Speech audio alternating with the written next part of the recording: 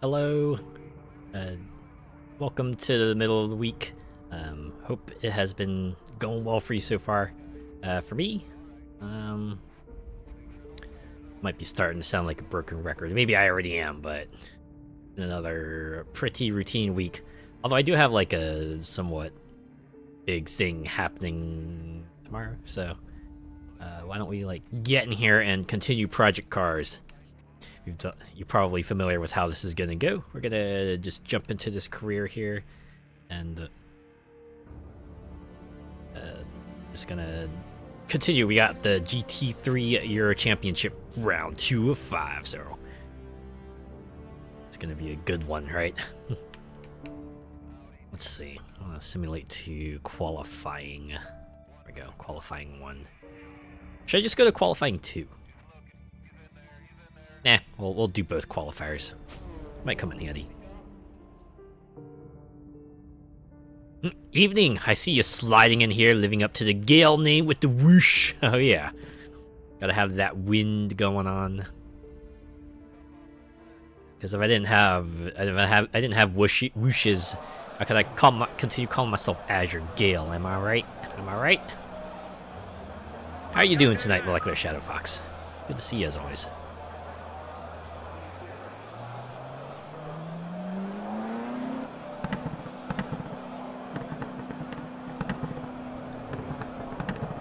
Yeah, I actually have like something different to drink tonight. Normally I would get water. You know, water's good. I still like water, but this time I got a smoothie. No, I got a smoothie. Strawberry banana. Nothing too special, but hey, sometimes you gotta have yourself a nice fruit drink, right? Pretty good, thanks. Got stocked up on my food supplies today. Aw, yeah. Get that grocery run done. I'm actually contemplating whether or not I should do a grocery run this weekend. It's probably justification for it, but there's also justification for just like waiting until next week because I got enough food. Got enough food to last me next week. I could probably make something. Trust me, my personal rule of thumb is I usually have enough food on me to make at least, you know, 1 serving's worth of spaghetti. Usually not too hard to keep around, right? You just have like a box of spaghetti noodles, you have a jar of sauce, and getting wheat for the meatballs isn't too hard.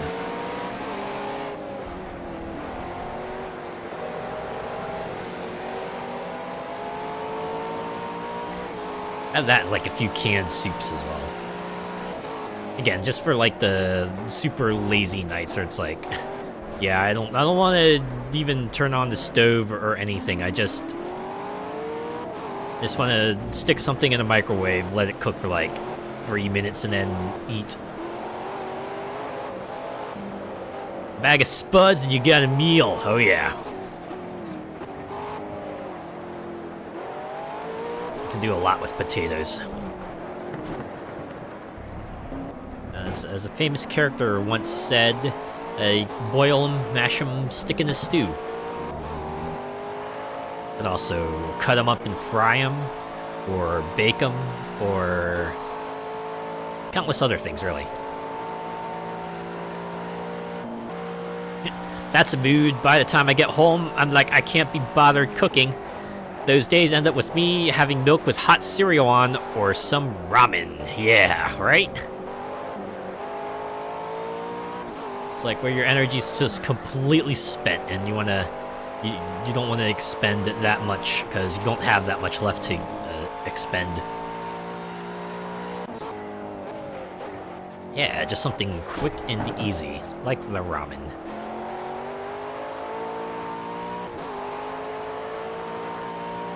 Ramen or canned soup, or sometimes I have just like frozen food left over I can just throw in the microwave and cook real quick. Back in the college days, it would be pizza rolls or a hot pocket, or maybe like one of those special microwave meals that my parents clued me in on, and I had for a bit.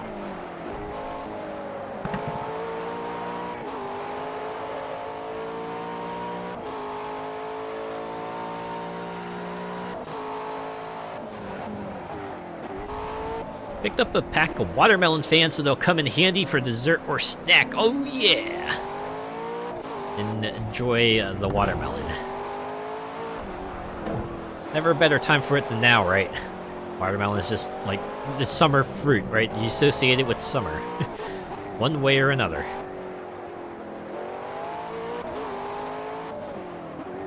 Maybe in multiple ways. Gotta ask, has anyone ever done the thing where you smash watermelon on the beach? I see that a lot in anime, where they'll like go hit a watermelon with a bat or something like that, but never done it personally. I don't know, it feels like a waste of a perfectly good watermelon, yeah? Unless the reason they're hitting it with a bat is to actually, you know, break it up so that they can eat it.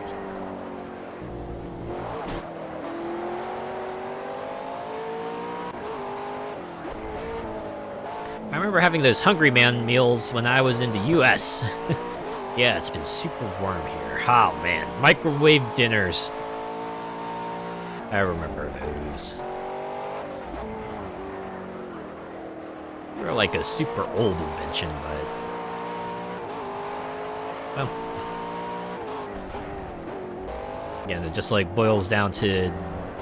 you want food, you want it quick. And hey, it will give you something that kind of sort of resembles something else, so sure. It's always funny though, the boxes try to make it look as unique and as appealing as possible, but yeah, you open it up, you get it microwaved, you kind of look at it, it's like, I don't know. Right, you'll get something like a steak dinner, at least that's what they say it is, and then you open the package and the slab of meat that they have is maybe like most generously, nominally steak, right? At that point, you're probably like, don't care, it's food, put it in my mouth.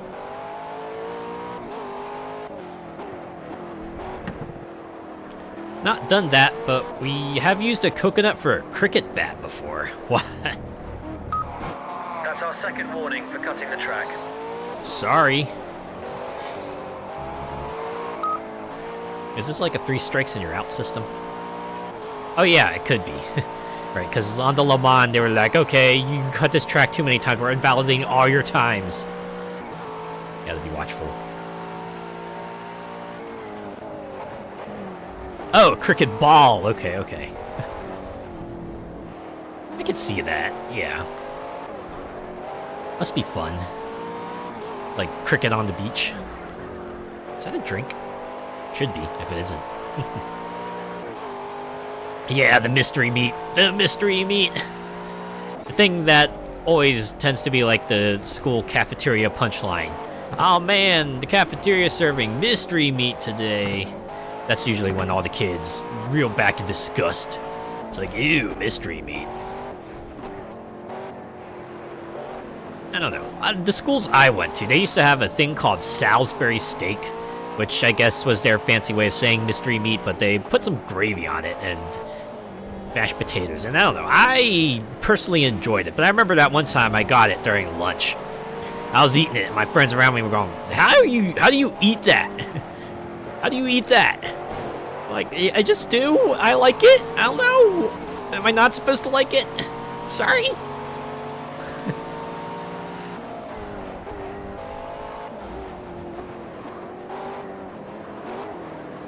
I mean, sure, it wasn't like the best. I wouldn't say it's gourmet food, but I certainly thought it was like far from terrible. Sure, I could eat better, but you know, when you're in the school cafeteria, you don't. You know, it's not like you have that much choice. At least you probably wouldn't in like maybe elementary and middle school. At least the high school I went to, they always had like 4 lunch lines serving different kinds of food. So yeah, you had like a selection of 4 food, and you could kind of pick for that. So it was slightly better there. One of the lines was always nachos, and one of my friends always went to the nacho line for lunch.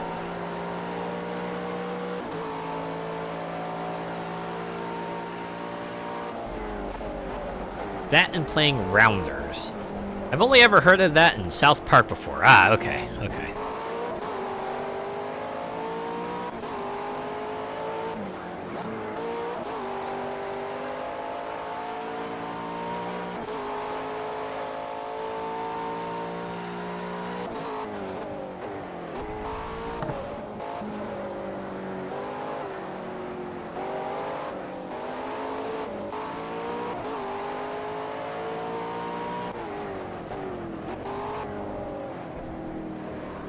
think I've put up like a single qualifying time. Am I on a lap that would qualify if I managed to not cut the track? I should probably play it a bit more carefully.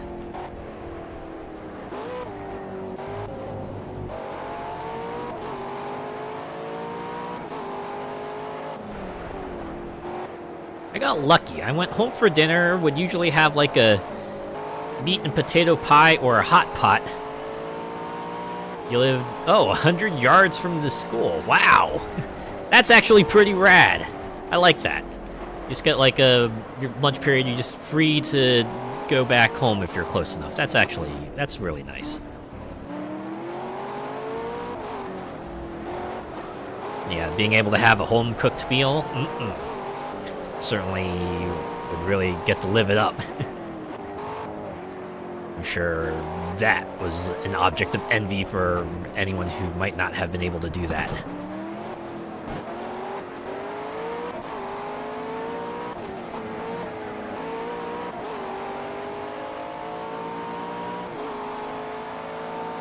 Oh yeah, and then you sit and watch kids' TV for half an hour too. Yeah, it's like a whole free period. You're starting on the front row tomorrow. Nice. That is very nice.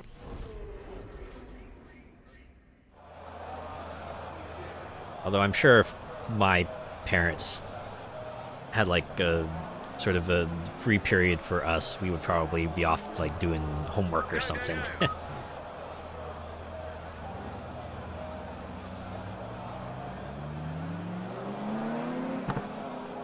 At least in the school I went to, you really didn't get like forget what they call it. But I think it was like open lunch where the seniors of a school would. Okay, what's going on with this car? Why are we like just like stopping and going here? I don't think I have control of my vehicle yet. Oh, there we go. Manual control. Okay, here we go.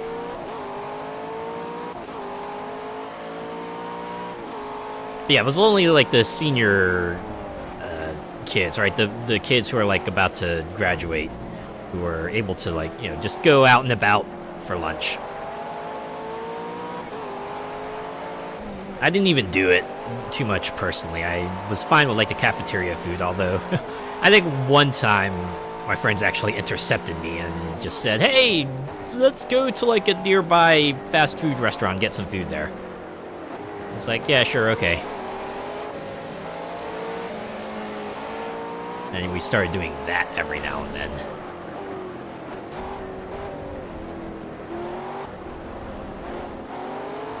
We did that in high school. Ah, okay. It was like one of the privileges you kind of got to look forward to in senior year.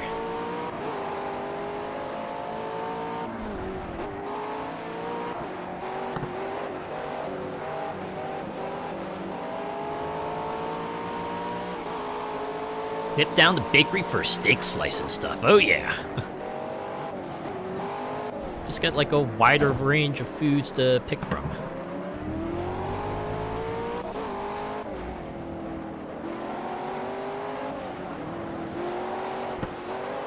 And of course, since you live there, you're probably bound to know all the good spots for food, right?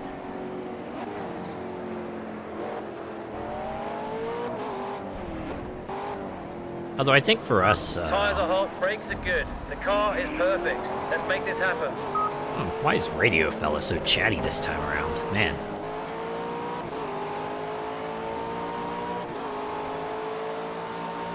Was a welcome change from years of packed dinners. Oh, that's for sure.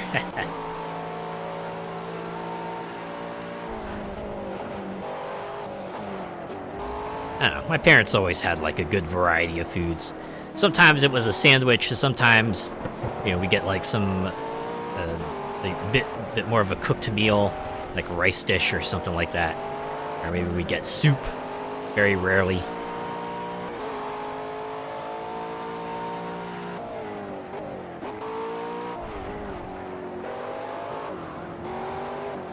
And of course, we always had the juice too. Sometimes it would be like a juice pouch, sometimes it would be a juice box. Other times it would be like a little plastic squeeze bottle. Oh yeah, good stuff.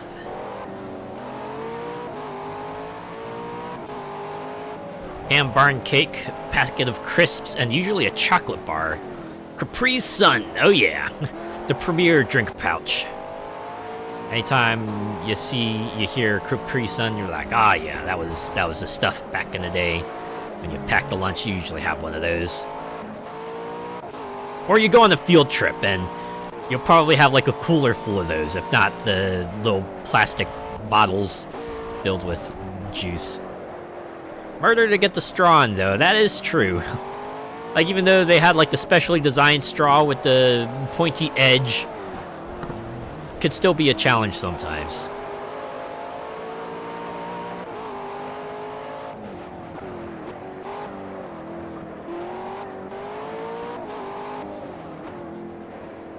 Although my particular school had like a in-school bakery of sorts, where they would sell like various confections that you could just buy.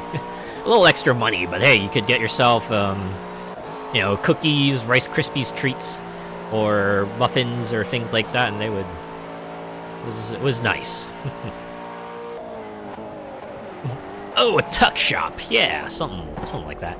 Is that what they call it in England? I've seen something like that in anime too, where they'll have like the student-run store where you can buy your pre-packaged bread and maybe school supplies if you need it.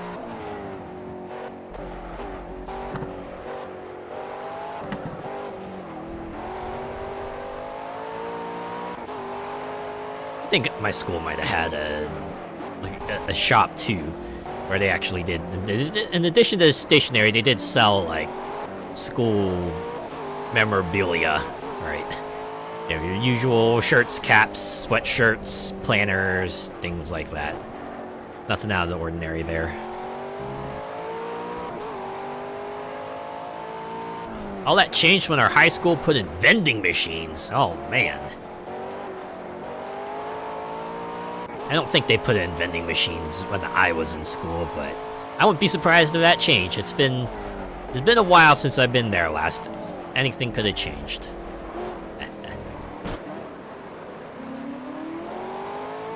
I could see them being convinced to put one in, because you can imagine, oh yeah, that's like just extra money for you, and the kids will get some of the stuff they like, right? Yeah, just put in a vending machine filled with soda and another one filled with snacks. Every corridor had a drinks machine. Oh man, they really went all in, didn't they? Okay, I'm at P1. Can I just like skip the rest of this, the final 3 minutes? Oh yeah, let's go to the sprint race, baby. Race uno.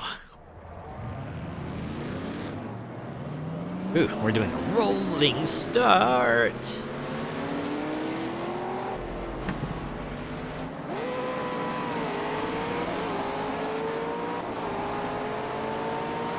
Oh, I just noticed we're on an ad break. Oh man.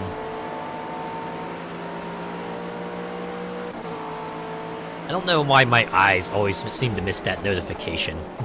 You'd think it would stand out, but I don't know. I just seem to miss it a lot.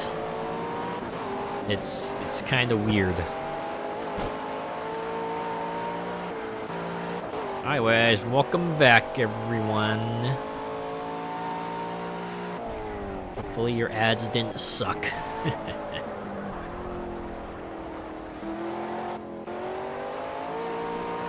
But yeah, every corridor having a drinks machine. Your school really went all in on it, huh?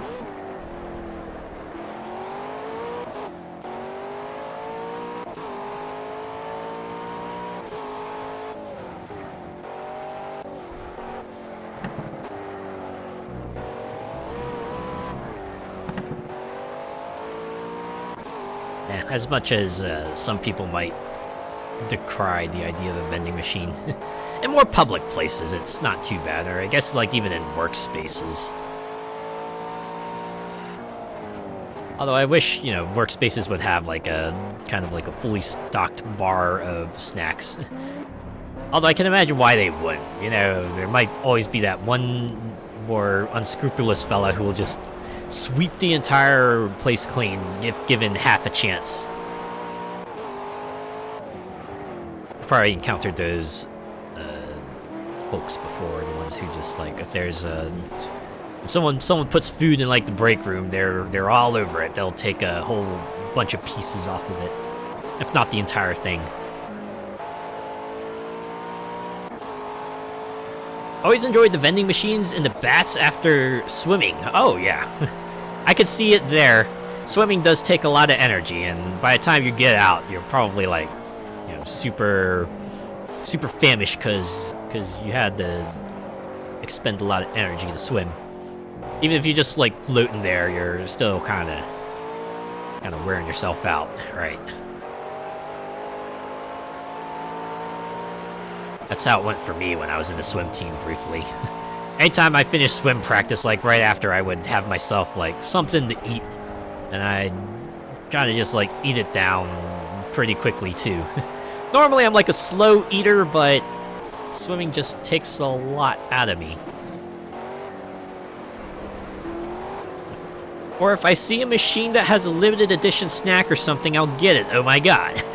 Me too! Yes, same. Or if I see like a limited edition snack in the grocery store, right? It's like, oh hey, look, here's a special flavor thing. I will pick it up. I like the more out there flavors, as long as it's reasonable, right? I'm not gonna get something that looks truly nutty like, hey, you can probably imagine, but if it's something that I think would sound plausibly tasty and yet unique, I will probably get it. Yeah, Peepsy and all that for Easter. Oh yeah, yes, absolutely. Even though I imagine that's like an absolute sugar rush, I would get at least one for kicks, right? On that note, I did read that was Oreo and Coke are teaming up for like a cross-flavor product. Like they're gonna come out with like an Oreo flavored Coke Zero and Coke flavored Oreos sometime in the future. Personally, I'm probably not gonna get Coke Zero because I usually don't drink like diet sodas. I hear they're actually sort of bad for you. But I would probably get myself a package of Coke Oreos. Sounds like it might be reasonably okay. Because, hey, think about it, right? You drink soda, you eat cookies, sometimes at the same time if you're at a party. So it's not that much different, right? I don't know, I'm hoping that like a store nearby at least stocks those Coke Oreos, because I would totally pick that up. I would definitely get that. It's a twofer, exactly. I'll be calling the green, mate. It's exactly it. Yeah. Focused. Green, green, green. Hey, I called the green. Thanks, radio fella. You were helpful this time.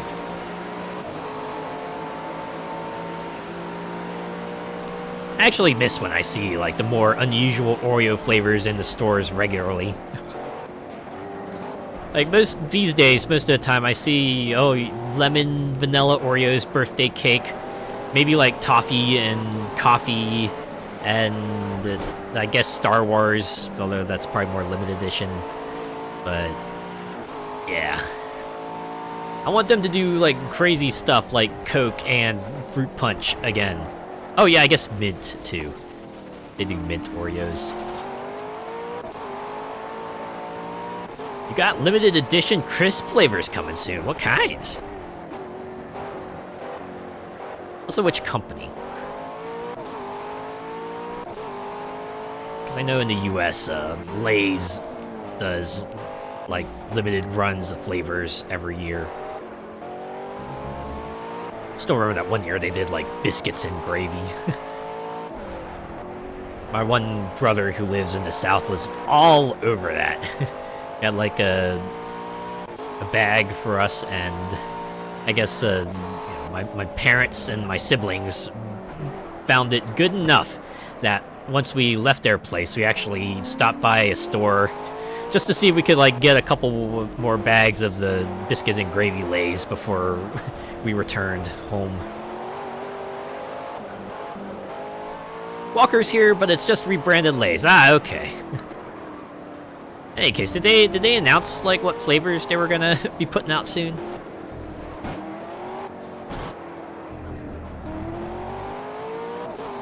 I remember there was an article on I forget where, but there was that one year where they were doing a vote. They were like doing a vote for That's a very strong first lap. Nice one. you know, the viewers to decide which bags they would kind of put out there into stores. And I think that year one of the options was chicken and waffles, and the article was going, "Y'all pick chicken and waffles." I was thinking, you know, sounds like it might be good. I think grilled cheese won that year. So they put up like another subsequent article. It's like, "I can't believe y'all didn't pick chicken and waffles." It's a good dish. I like a chicken and waffles, especially if you like get the good syrup on it. Got some maple syrup to go with it. It's like, good dinner there. They're teaming up with Heinz for cheese toasty with baked beans, chicken and mayo, and the third one is sausage sandwich. I know those all sound like they have the potential to be good.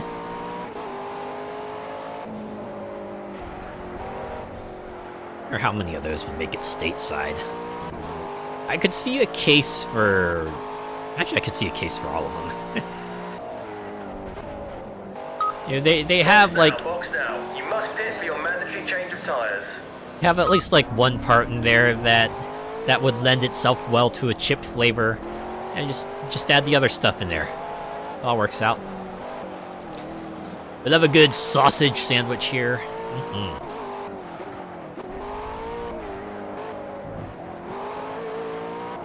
Alright, just gotta keep an eye out for the pit stop.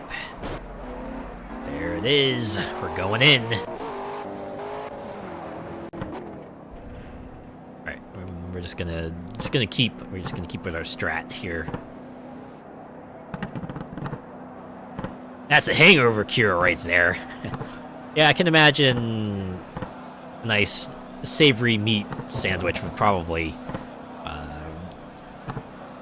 you know, get you fixed up pretty well.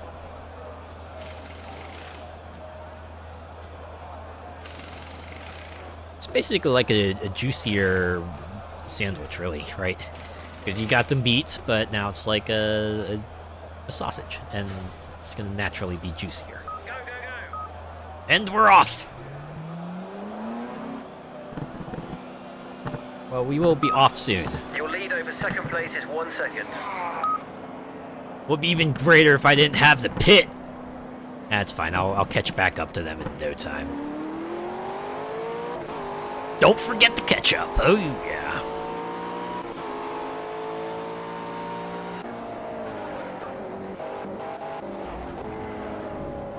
Wait, did I just drive through that car?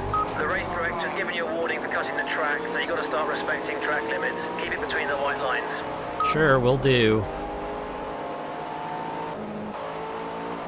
Sorry, I was a little shocked that that car was like a ghost car for a moment there.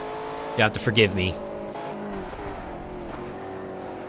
I was worried that maybe I'd kind of phase shifted into like an alternate dimension or something.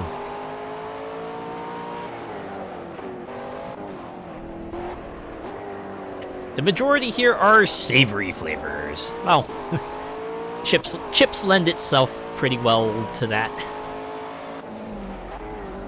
Good savory flavors. That's second place, like your style. Keep pushing. Oh, sandwiches too. Although I guess you could make a case for like a sweet or a salty sandwich. Reason why peanut butter and jelly, peanut butter banana, peanut butter marshmallow fluff peanut butter hazelnut spread is a usually recommended sandwich.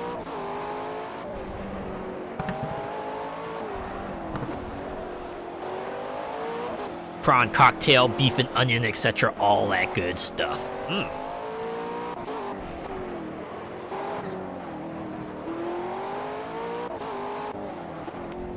I think over here, it seems to be more about, like, the spicy stuff. Like, there's a good section of the chips aisle in the grocery store that's dedicated to, like, the spicy chips. Of course, you got your spicy Doritos and a handful of varieties of spicy Lay's, and might be some, like, spicy corn chips. Yeah, Thai sweet chili. Pretty sure we got, like, spicy barbecue as well. Everything is spicy. Well, not everything. A lot of things are spicy.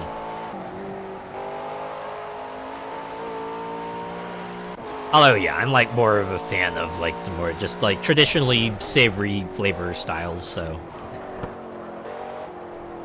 Although I usually go for, like, just regular barbecue or sour cream and onion or sour cream and cheese.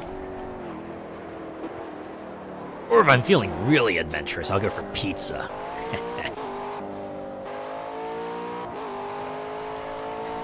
Cheese and onion is god tier. Oh yeah.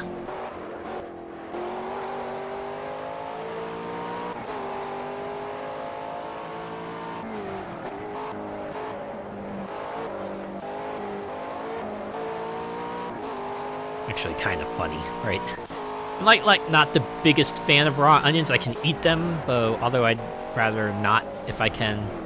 But sour cream and onion chips are like any sort of onion variety chips. I'll usually take them. Super surprised you don't get cheese and onion Pringles there. Kind of surprised about that too. Although I'm guessing maybe people over here have like what, cheese and sour cream. Although I've started seeing this other variety of Pringles out in the store. They're called like Harvest, where instead of like I guess having a potato crisp base, they'll have something else. So like they might have like sweet potato or like a grain, some sort of grain, I think, and they'll have like other flavors around it. Right, they'll have like the grain and ranch or like a sweet potato barbecue or something like that. I've gotten a few cans of those and they're all right. As good as Pringles get anyway. Certainly don't regret picking them up. Do you get those rice cake type Pringles? I don't think I do. No. I'd love to check those out, though. I didn't even realize they existed. Although, looking back, it makes sense now. You know, if they do sweet potato, if they do grain, why not do rice? I'm sure they got like some sort of variety of corn, too. Like, that feels like it should be a given. I don't know, the shape of a Pringle would lend itself really well to being dipped. So why not make one that you can just use to, you know, get all that salsa, right?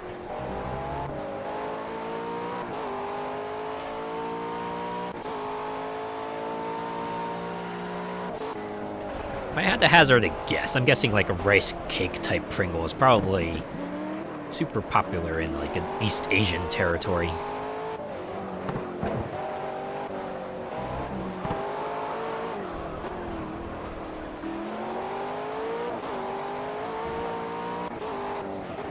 Probably won't be too hard to make over there.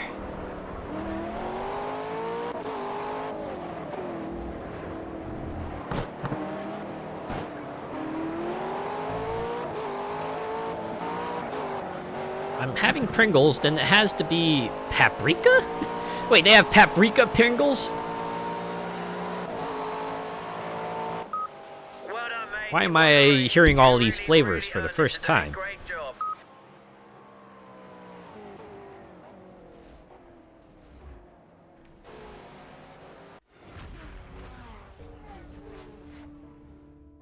Maybe I should just like stop by an Asian store just one of these days and just check out maybe the local snacks they have there.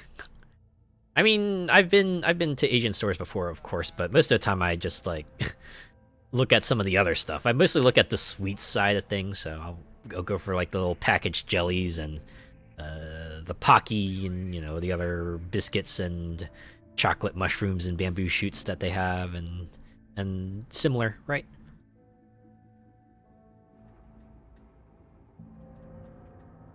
It's Peter Hyman once again. Never ceases to amuse me with the duplicate messages here. Even 2 sets. Who are you fooling, Peter Hyman? Like, seriously. Alright, next event. Oh, snap, we're in October. We're going straight to round 3. Okay. Kinda schmoovin' now. Schmoovin' through the year. I can dig it, though. I can dig it. Everything's winding down. We gotta, prepare for Halloween. We can't be racing this month. I got like a costume to hunt down and make and wear out and about. Pringles rice fusions, they're called. They come in Malaysian red curry, Peking duck, barbecue teriyaki, and tandoori chicken masala. Holy cow, that is a good spread of flavors right there. I'm gonna have to look this up. God damn. I wonder if I can. I'm sure there's a site out there that probably sells this stuff. I might have to pay out the nose for it, but it's probably out there.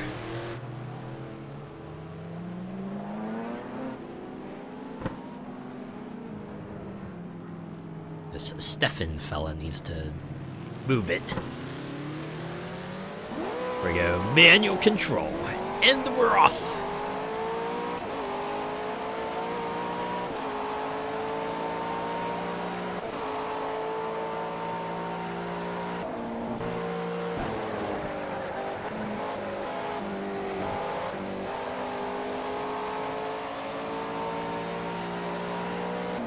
Oh, wait.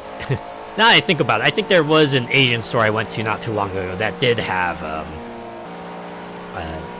imported Pringles.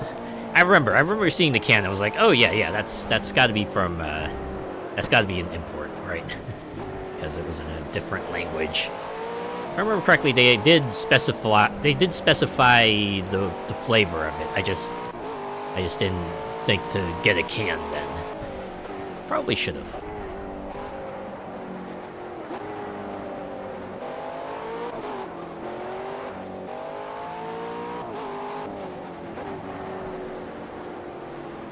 I think I was like too drawn to some of the other stuff they had there.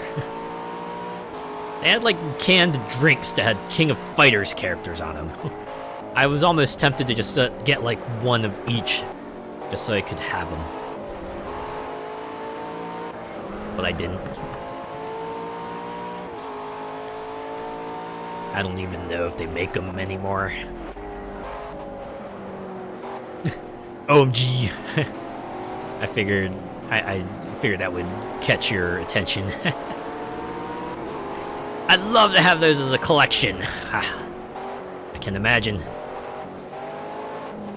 It's not every day you see something like that out in the wild. Right, just like food items with characters from works you know and love just printed on them. Or at least you're familiar with, right? Like, oh hey, I've seen this before. Wild.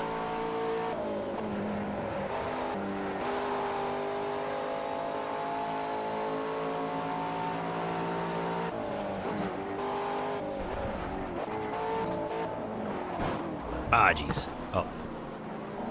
Is this going to be an invalidated time? No, it's not, thankfully.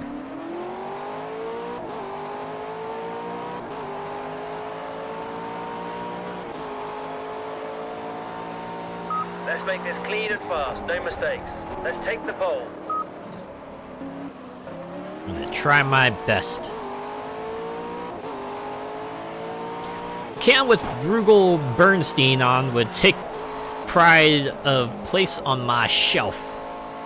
I don't know if they had a Rugal can, though.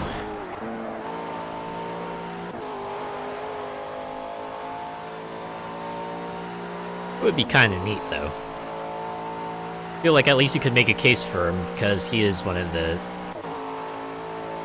more well-known bosses of King of Fighters, I imagine.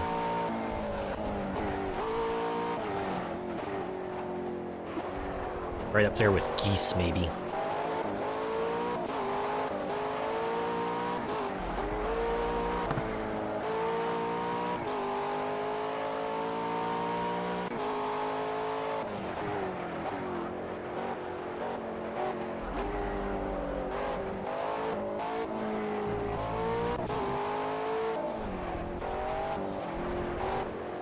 His Omega version is so overpowered in King of Fighters 15. Gotta admit, I haven't done any of the boss attacks in that game. I probably just get my butt handed to me left and right. Honestly, if I want to get anywhere with like the absurd fighting game boss, I have to find one move that they just can't seem to shake no matter what. I remember playing Soul Calibur 6 arcade mode a few years back, and for one, I think there was like an achievement that requires you to complete a run of arcade on like the highest difficulty. So there was that one topic on GameFAQs, I think, that was like, alright, here's the one move you should be using, depending on which character you select, to just cheese your way through the entire battle. I think 9 times out of 10, it was either like a quick 2-hit combo that you could easily spam, or a throw. For some reason, computer opponents have a lot of trouble with handling throws.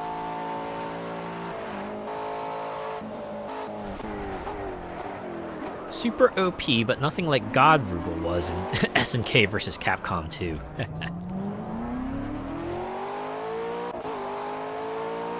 The 2D games were just something else. Felt like there, they just pulled out all the stops. Oh boy.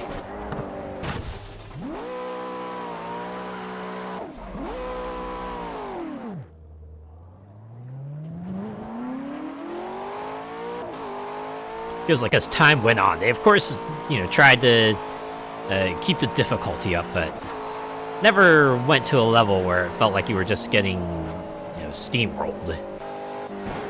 You throw out one thing and suddenly you're just eating like 50% of your health to the face.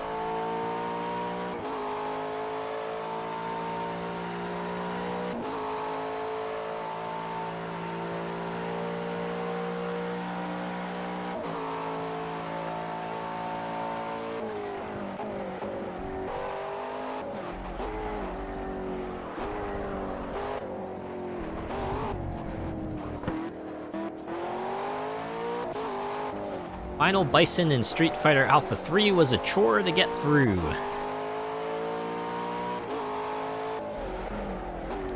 I'm guessing he was like one of those extra hard bosses that you could only face if you got like a certain number of perfects and super art finishes through your arcade run. Oh.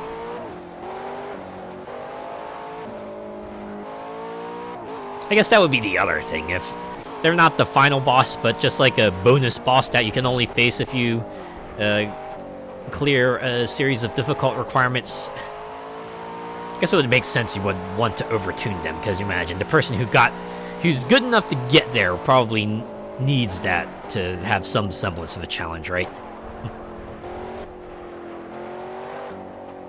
Full screen Psycho Crusher was lethal. Oh boy.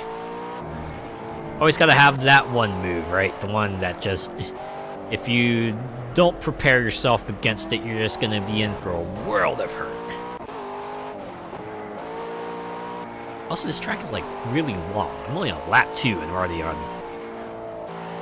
less than 2 minutes left for a practice session here. Thank goodness I didn't get flagged this time around. I can start in front. Mugen.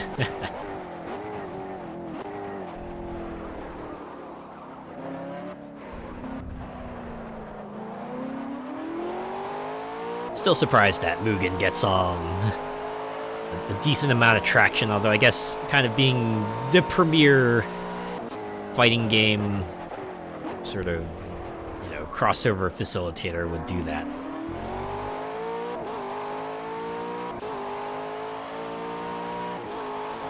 I don't think it's been updated for a while, has it? Like, I remember hearing about Mugen, I want to say, back in 2005?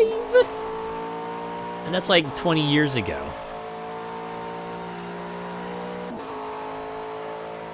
These people have just been hard at work keeping it updated to make sure that it will continue to run on newer hardware. Although again, being the premier fighting game crossover facilitator would help a lot. So many OP characters. Ah, yes, absolutely. And there's like that OP one-upmanship race too. Always funny, just like seeing what they could do. Right? You're just like, wait, how are you supposed to handle them normally? And the answer is you don't. You just gotta, you know, exploit the Mugen engine to actually stand a chance of defeating them. Or, you know, just pit your own OP character against their OP character.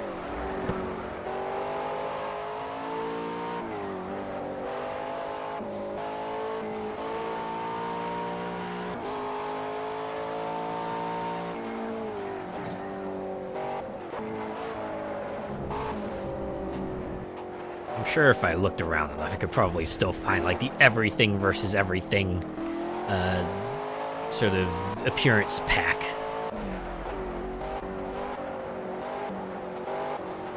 Always handy, and just a really funny thing, because, yeah, Mugen really does boil down to everything versus everything.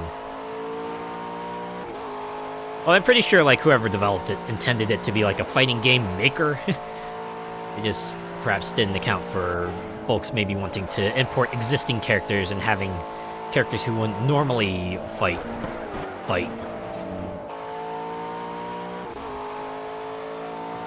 They really made my boy Ignis a true fighting god. That's the other thing, right? Not just importing characters, but maybe also modifying them and making them more in your vision. First heard of it when I saw Peter Griffin versus Homer Simpson. Oh, we're in ad mode. Okay. We'll continue this line of conversation in a bit.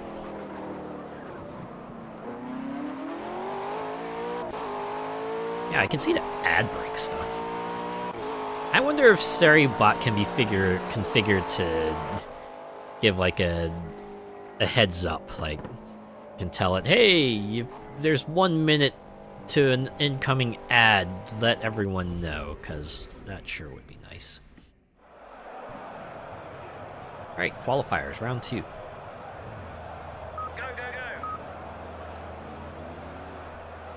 Also, I haven't checked to see if I can disable coin flip yet.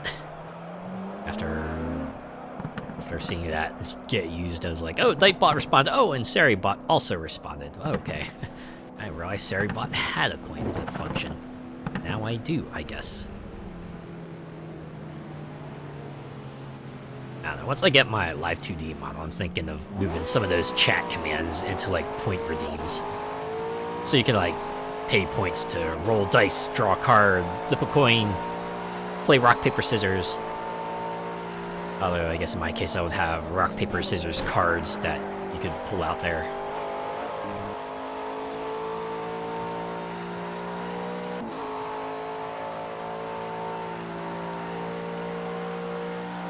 And welcome back from ads. First heard of it when I saw Peter Griffin versus Homer Simpson. Oh yeah. It's kind of impressive someone kind of drew up those sprites and put them in. I think someone actually kind of went into those files and, like, tweaked them, too, to make them more viable fighting game characters. Also, correct me if I'm wrong, but is Homer Simpson also, like, a... Oh, yeah, you said Homer Simpson. Never mind. Of course he is. It's, like, right there, me. But, yeah. Yeah, part of the fun was, like, having your favorite fighting game characters cross over.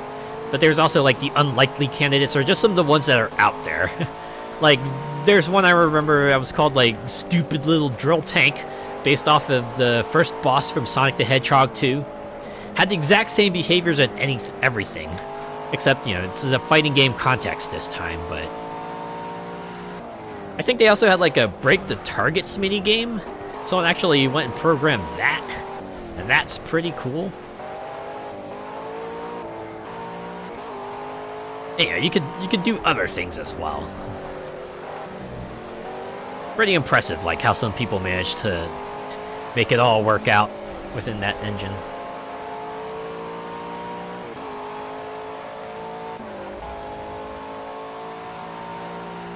Yeah, you see some of those character select screens and it takes up the whole screen.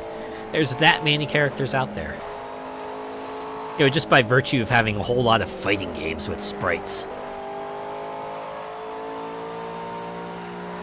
You almost have to pick and choose which ones you want to have in your roster.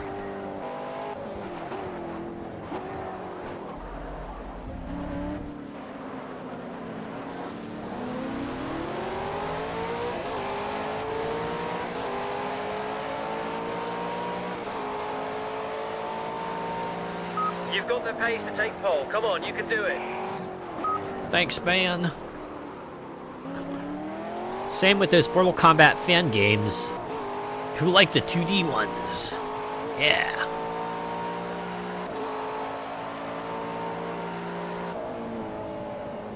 Here we go. The test. All I have to do is not screw up.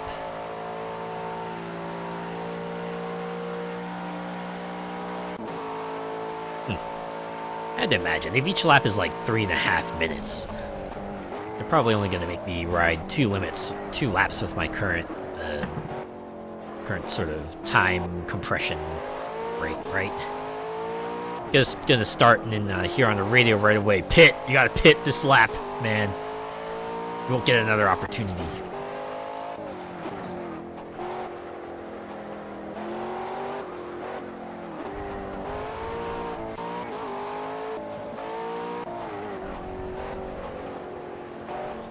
I remember that one that was made using all the iconic villains from horror films.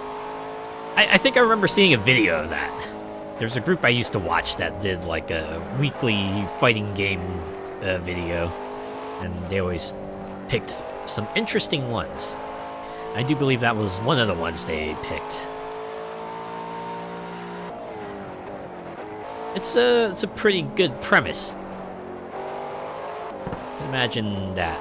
Just being like, oh yeah, square off all the horror icons.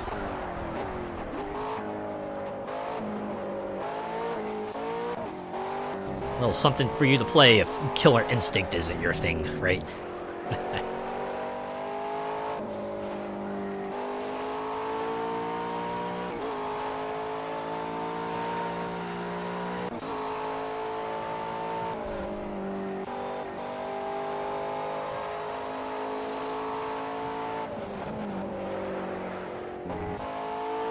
I'd have a hard time choosing a roster for my Mugen game. Well, who would be your like most likely characters to put in there? I can imagine who they are, but who would you pick? Who would you pick? I'd probably just like go for a bit of everything.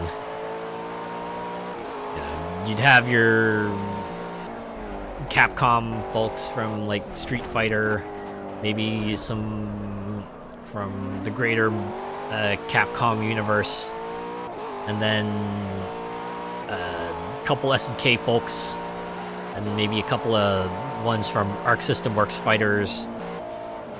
Definitely put like Persona Guilty Gear in there. Definitely put in some stuff from French Bread, so it'd be like, you know, Melty Blood, Under Night in Birth, and oh yeah, I gotta throw in the Toho fighting game characters as well. Really mix up that roster. And then after that, I probably just put in a bunch of dumb stuff, like the stupid little drill tank target test, you know, Mario Vic Viper.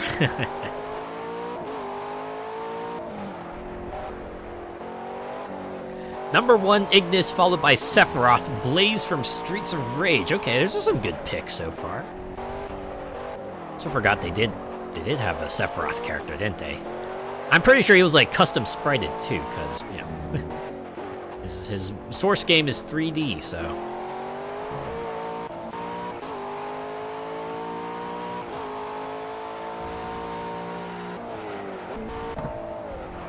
Xavier Pendragon from Eternal Champions. Oh yeah, yeah. Probably put them in there too. Ooh, ooh. I just realized I would put Clay Fighter in mine probably. Just for funsies, cause hey, it's really silly stuff. Clay Fighter. Oh, I guess I would put in Killer Instinct as well. On that note. Oh, Mortal Kombat, of course. How could I forget? Mortal Kombat. You gotta have Mortal Kombat. Although it is fun when you see, like, whoever creates Mortal Kombat characters try to implement some sort of fatality mechanic. But, you know, since you're not dealing with a familiar set of sprites, you gotta find other ways to accommodate it. Would need some Dark Stalkers in there. Oh, yeah. 100%, yes. Put that in there.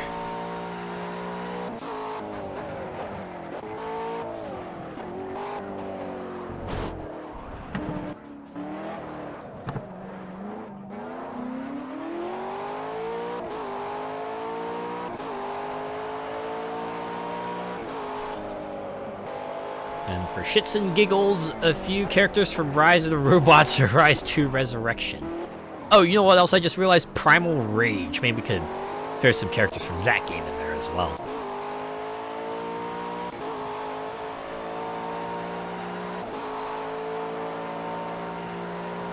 Really is going to be the fighting game of all time, isn't it? Alright, I'm just going to skip to the end of this session. I don't want to do another lap of that. We already know how this will end. We can just go to the race. Oh yeah, it's a 2-lapper. Of course it would be a 2-lapper. It wouldn't be anything more than green. that. Get ready. Green, green, green. Damn! Actually called the green. Alright. Hey. You're cool. You're cool now.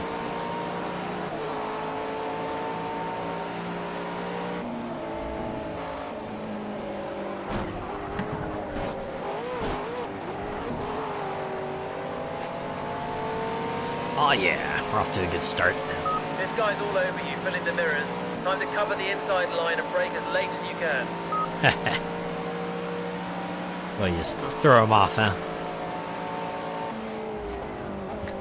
Oh, Tyrus Flare from Golden Axe. Oh yeah, Golden Axe. That'd be an interesting character to implement. Might as well throw them all in there. It's only like 3 of them, right? Just put in Axe Battler and Gilius Thunderhead while we're at it.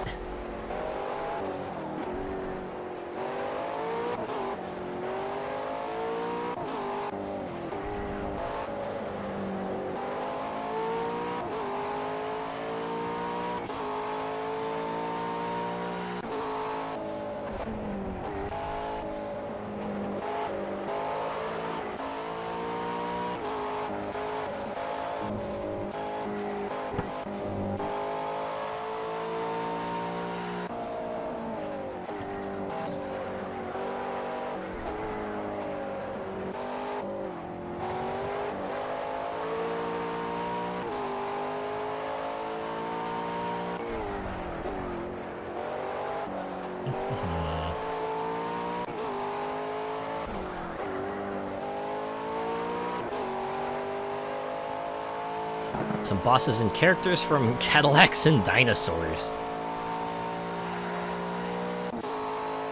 Can't remember if you've brought that up before. That does sound like a good addition. You got a name like Cadillacs and Dinosaurs. Why wouldn't you throw in a rep from there, right?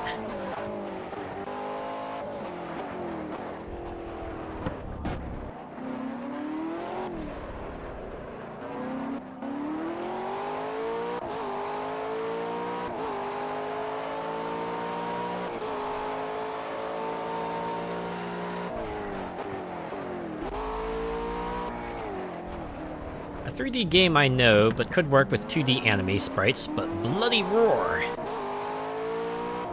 That'd be pretty cool if someone did like custom sprites to import them in. Although I know some other folks did do like more jank implementations, right?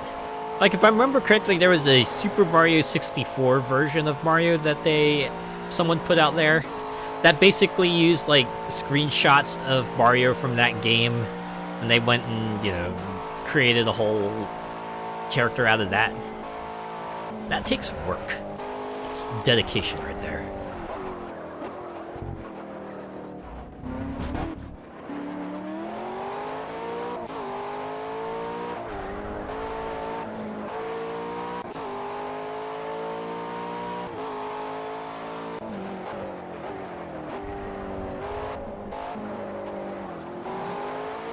Ooh, if I remember correctly, there was also like a DC fighting game.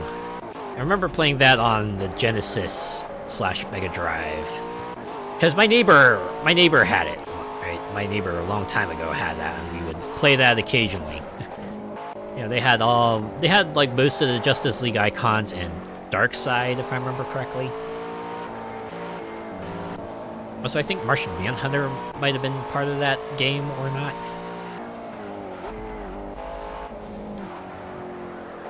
Sure, people were excited to throw them in there, have themselves a Marvel versus DC throwdown.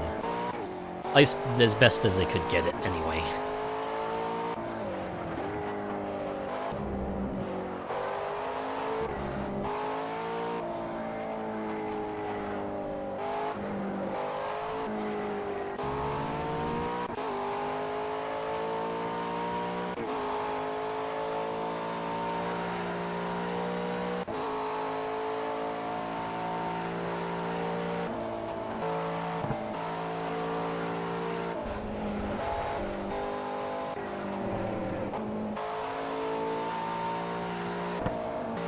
It used the sprites from Batman vs. the Joker on SNES, just upscale them.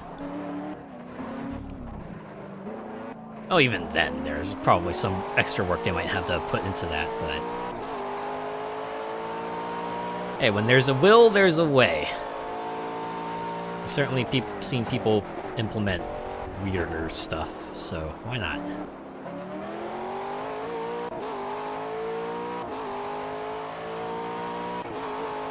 Yeah, still got memories of, I think it was like 8-bit Mario. You've won the race! Fantastic drive! And that character actually did work on like a 2-hit system, so... First hit you get on 8-bit Mario goes down to like small mode, and second hit gets you to KO.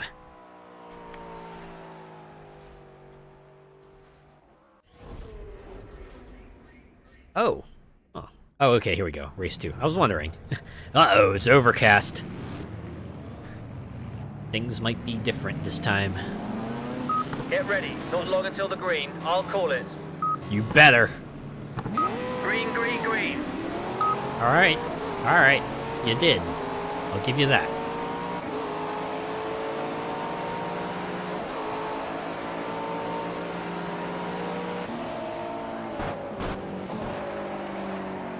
Throw in some bosses from Undercover Cops, an often forgotten arcade beat-em-up. Sounds interesting. I do enjoy a good beat-em-up. It's like the one thing that lends itself pretty well to co-op play. Like, I do remember endless nights of just me playing with my siblings in Streets of Rage 2. We were kids back then, so we never got very far, but we had fun just like punching things out. Certainly was a highlight of many, many nights.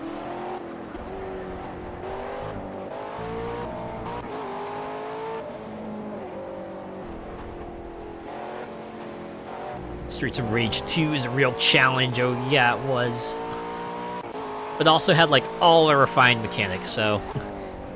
You know, at least they were giving you a lot of things to play with.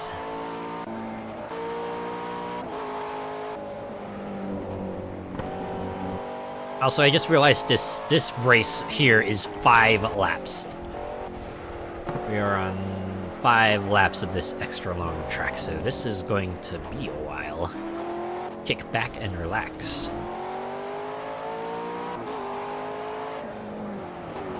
They took the OG and turned it up to 11, did they ever? Like, all the sprites were so much more detailed, as were the, you know, the backgrounds and everything.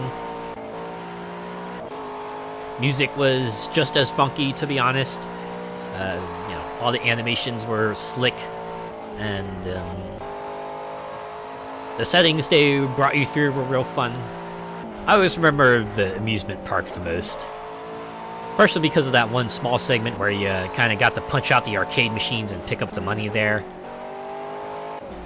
And then there was that weird part through the funhouse where you had to fight like a dragon head for some reason. It was like sure, the crime syndicate has like, I don't know, lots of bikers and ninjas and Muay Thai kickboxers, but like the dragon head was the one that stretched the realm of plausibility there, right? Wonder why they got rid of the special with the cop car. Let's try and build up a lead here. I guess for the sake of gameplay, I have to imagine. It certainly made things a lot more smooth, I imagine, because remember Streets of Rage 1. Anytime you press that button, you would have to interrupt the entire thing to watch the cop car drive up and bombard your area with the stuff. Whereas with the special moves, it's like there, it just happens right away.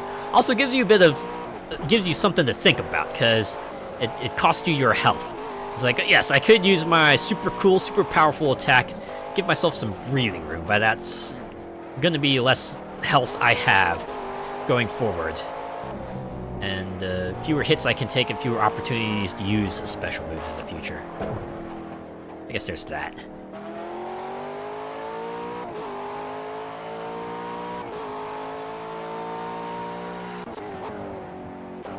Although I did like later games kind of went and helped you mitigate that to an extent.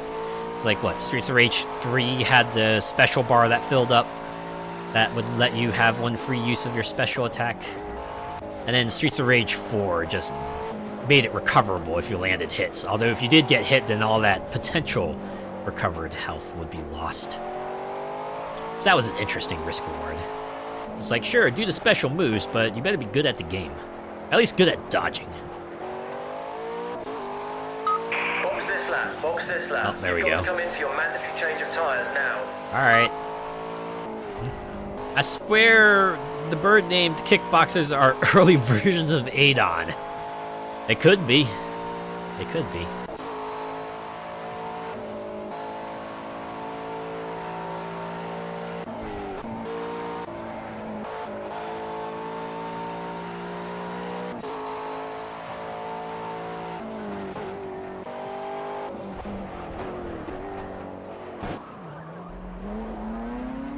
Section almost tripped me up, but I got him.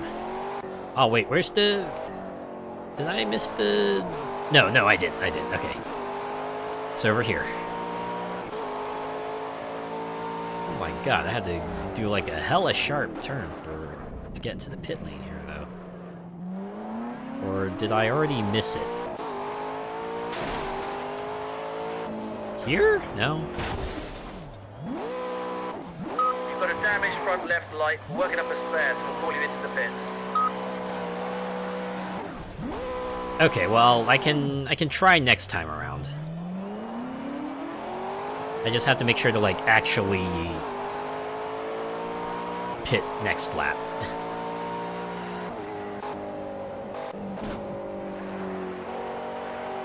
I missed it. I definitely missed the entryway into the pit stop.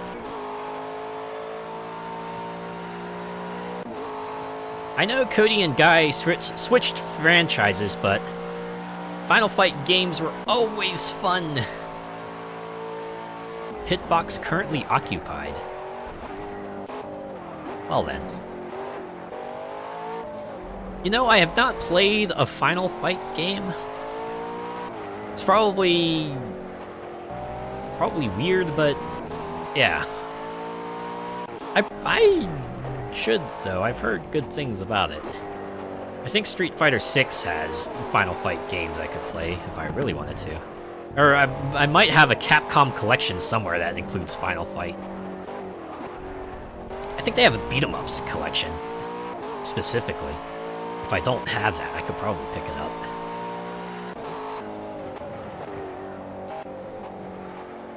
The legend, Mike Hager, yeah. At least he gets his day. Usually shows up in like Marvel vs. Capcom. Or at least he got to show up in Marvel vs. Capcom 3. And Infinite. I'm rather surprised, though, that Final Fight is like one of those franchises that Capcom or someone else has not like tried to do a subsequent game on. I feel like that would be one of those things that would get people excited, right? It's like Streets of Rage and you know, Teenage Mutant Ninja Turtles. Just announce yourself a new Final Fight game and people would probably be into it. Especially if it's developed by WayForward. I feel like if they have WayForward kind of work on that, yeah, everyone would be all over it. Okay, so looks like according to the map, the pit stop should be at this turn here. Who in the world would design it like this? Seriously, holy cow. That's already awkward enough. Imagine pulling in there and have to pull in that tiny space to get to the pit. Whew. They censored some of the OG Final Fight. Did they? How so? Also, are we talking about Poison? How they just like changed Poison to be a transgender woman.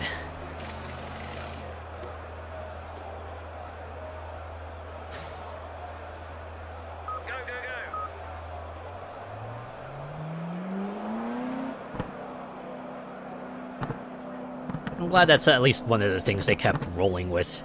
Even in the future, Poison, just like pretty good trans rep, even if it didn't quite start out like that.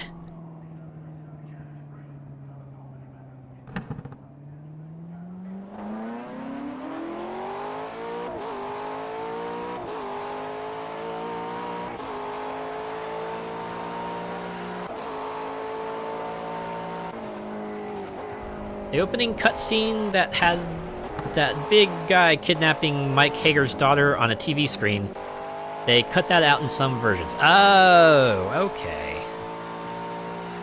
Weird thing to cut out. I don't know, I'm guessing they thought it might traumatize the kids? I don't know.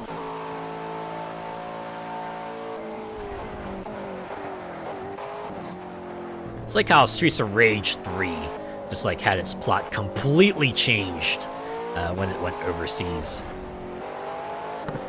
Right, because I think the original plan was just like have a bombing plot, right, and actually like affected the entire U.S., whereas the version they translated into just turned it into a citywide thing. Although I think Streets of Rage 4 actually retconned that so that the canonical plot that happened is like the original one from Japanese Streets of Rage 3. Same can't be said for Ash. They did him dirty. Oh my god, yeah. They just cut him out entirely. They didn't even bring him back in 4. You could play as a kangaroo, sure, but nah, you can't play as a, yeah, your flamboyant dude. You can't have that.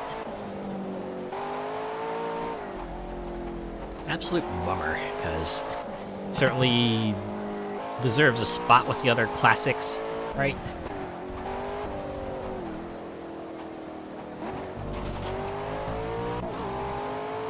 I remember a really long time ago when they had the Streets of Rage collection, I think, on the on Xbox Live Arcade. That was like one of the ways you could play Streets of Rage, I think. I might be misremembering. Maybe it was like some sort of other classic games collection I'm remembering. I don't know. Best bet is the Streets of Rage remake to play as him. Oh yeah, yeah. I remember when that came out at first. I remember playing through it and like, oh man, if we're not gonna get a new Streets of Rage game, this is probably gonna be as good as it gets. It was actually funny too, because I remember like right when the game came out, they told everyone, oh yeah, we got served up this cease and desist notice. It's like, wow, wasn't even on there for the longest time, and it's already getting taken down. But of course, by then the cat's out of the bag. So, you know, even if you can't get it officially, quote unquote, you can still pick it up. Right? It's out there. You'll find it somewhere. I know some people did speculate that maybe Sega was purposely waiting until they put it out so that it would be out on the internet. They only served up the cease and desist because of a obligation to, right? They have to defend their intellectual property lest they lose control of it and stuff like that. Yeah, it blows, but such is business. They did a bang-up job. The redone OST was amazing. Oh man, I do like their updated versions of their tracks, right? Especially the boss themes. My God, they made those super intense, especially the first one.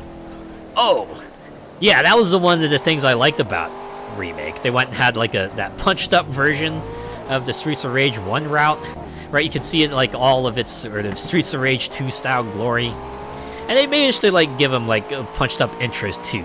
Like I remember the stage 1 boss, right? You remember in like the original Streets of Rage, he was like a guy with a boomerang. He just kind of waltzed on out.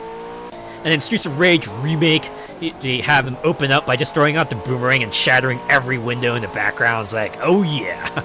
Really made this guy a bit more of a menace. It's like, yeah. Yep, Alejandro, yeah. Oh, and the redone Stage 8 theme as well for the original route. That was a good one. Certainly made it sound a lot more climactic. Yeah, but yeah, it's Streets of Rage Remake. All good stuff. And we're in ads. Enjoy your ads. Oh man. Boy howdy, am I so glad I am in a car that handles like a dream in the rain, so I'm not sitting here sliding like I'm taking a bath or something.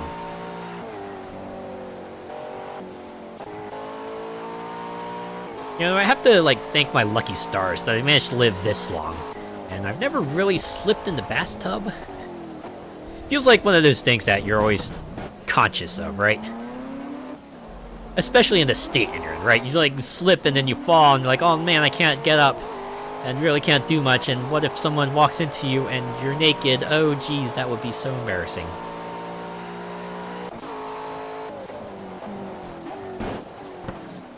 Guess this would be one of the downsides of rain. Sure, you still might handle fine, but your braking game is still going to be bad. Fantastic, great win. You nailed it today. Brilliant driving. Oh man, Radio Fella is really impressed. I missed all that because of the adverts. Yeah. Yeah, I was just saying, like, even the Stage 8 theme, I thought they really punched that up and made it sound, like, super climactic. It was pretty cool. And they added in, like, a bunch of other stuff, too, right? They had the, like, end-of-game shop that I could use to buy a bunch of extras. I think they had, like, a sprite editor in there, and I think some versions even had, like, a story creator. You could create your own sorts of Streets of Rage routes. And yeah, the expanded roster too, right? It wasn't just like every playable character from 1 to 3. They added in a couple others, right? You could play as Mr. X, you could play as Electra, you could play as some other folks. I mean, they did have like their one OC in there, but you know what? When they did so much everything else, I think I'm willing to let that slide, right? Oh, now it's Charlton Day with the repeated message. Man. These Red Raven folks, they love their templates, don't they? Alright, let's see what's next. Going to November. Oh god, it's the historic TC2. Oh no, oh man. Gonna get a drink real quick.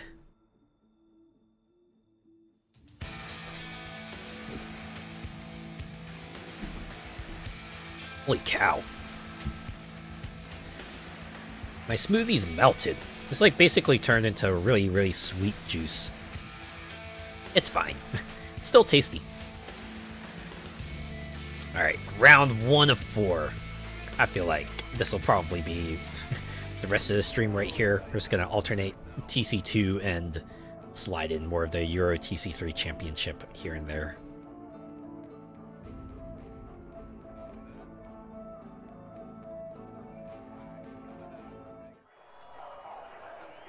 Ow!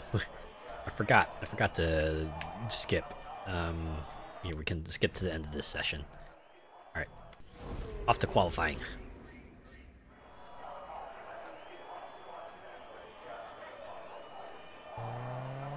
That stage was so good. I have that on my playlist. Go, go, go! Yeah, I was listening to some of the tracks from Streets of Rage Remake on repeat for a while there. It's like the thing I do. If I find the new song that's like super catchy, I'll have it loop like a bunch of times. Like, you could easily reach the hundreds if I like a song enough. And then I'll usually go out and see if I can perhaps purchase it somewhere.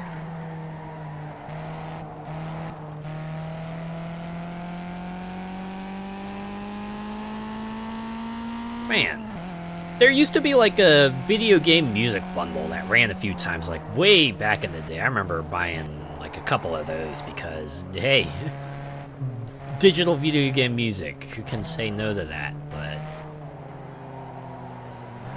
it's been a while. I wonder if I still have the emails from them. I wonder if I could still access them. I wouldn't be surprised if I could. The thing about digital purchases, especially with the ones that have like the redeem codes, you usually want to try to get as many of those as possible, because you never know if you know, something gets shuttered for one reason or another. I'm always rocking out the game songs, same here.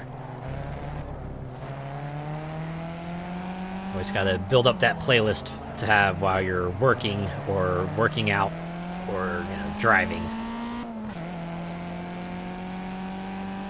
I know I said this before, but one of the things I liked to do when I was driving was just like set up a playlist and get a couple of tracks from like the You Don't Know Jack ad collections. Just like mix that in there too. Put it all on shuffle, and it's like having my own personal radio station. It was great. It was nice. Ooh, also like pepper it with some Real Men of Genius ads, because, you know, those are cool.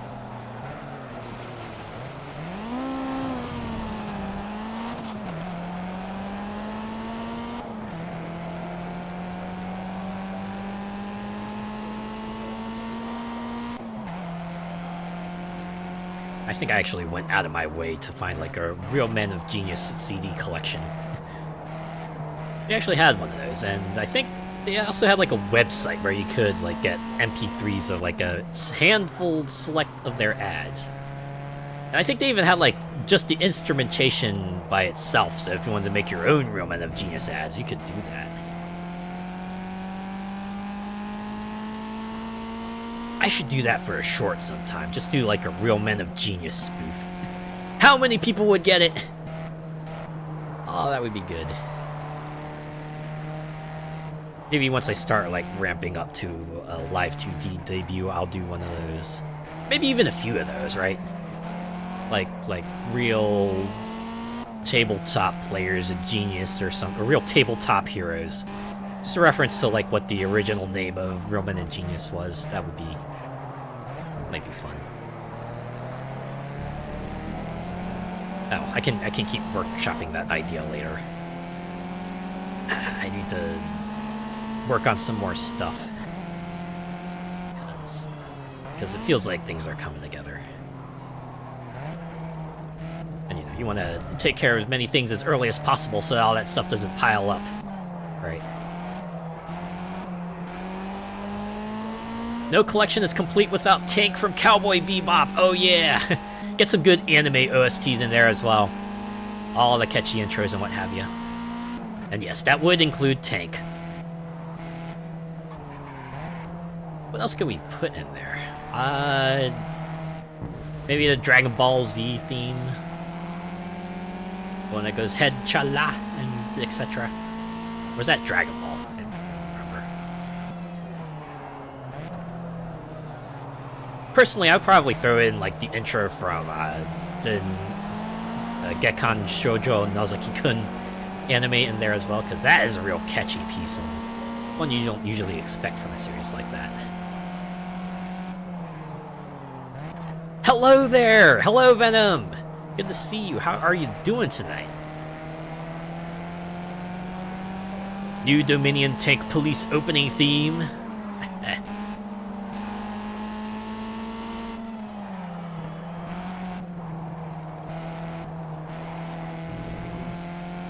I guess for like an extremely recent example, we could put in that one Nokotan song. It's like oddly catchy. Also, they made a whole ass meme out of it. It was kind of weird how that just like started taking off. And I saw a bunch of videos on Twitter just have them shaking in place while you hear that shiki shiki noko noko koshi tan tan. I think that's how it went, right? Great, and you? I am doing pretty well. Has been another week, another average week, so hey. Average is good. I will take average. Better than a bad week, for sure. Although I do have like a bigger thing to do tomorrow, so I'll be at least like a little bit busy this time around. Although after tomorrow, Friday's just going to be another easy day, so hey. Goes from like average to slightly more eventful. I guess 20% more. We consider one of the 5 days has stuff happening.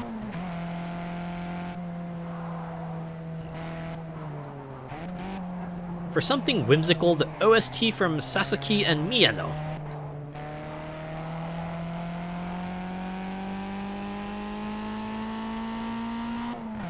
I could think of a bunch of slice of life themes I wouldn't mind hearing in there. Probably like Is the Order a Rabbit and the Kinero Mosaic and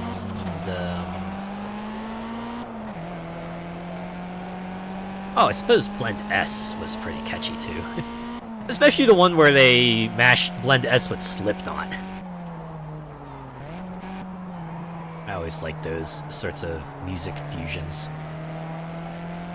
I think one of the Discord servers I was on actually linked to a video where they mashed up the Nokotan theme with, forget what the other group was, but it segued well enough, and I was just endlessly amused by it.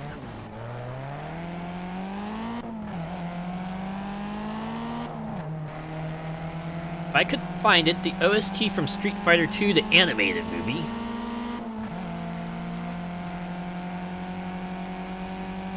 Hey, just put in all the songs you like, right? All of them, every last one of them. Have some fun with it. It's your playlist after all.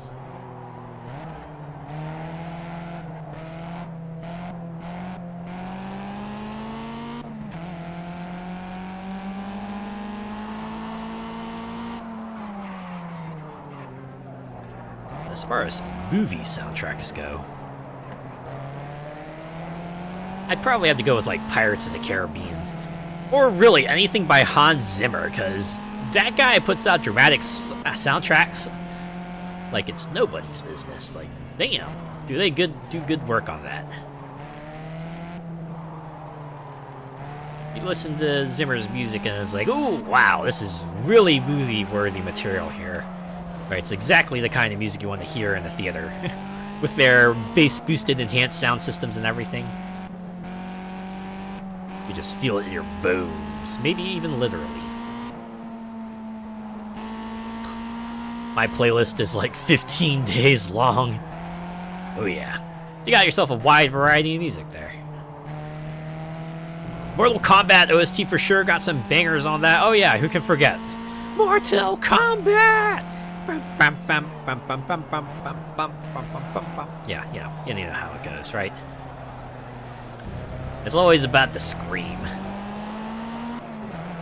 I mean, they even had like a contest about that some time back, right? Did they have like a contest? I think it was like another round where WB was looking for people to do their best Mortal Kombat scream, and I forget what all it entailed, but they had something like that. The opening of Miss Kobayashi's Dragon Maid mixed with Slipknot. I think I saw that one too. It's funny, right? Just mash up the most unlikely things together.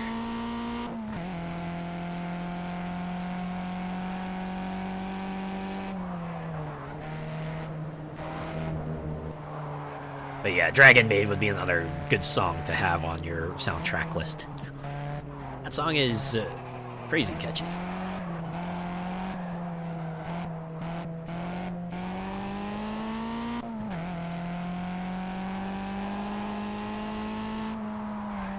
Which actually reminds me, there was an anime that my cousin showed me that actually used whose opening and ending themes are sung by Western artists. I think it was Kaiju number 9, right? I think Youngblood does one of them, and One Republic does the other one.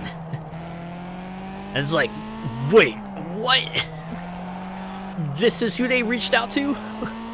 I mean, they did a bang-up job of it for sure, but man, seeing paths cross like that is wild. Absolutely wild. I still need to watch the second season of Miss Kobayashi. You know what? I do too. Yeah. And again, there's a lot of anime that's come out in the past few years that I need to watch. I just haven't because I don't know why. My Crunchyroll subscription is still active. I could just go to the site at any time.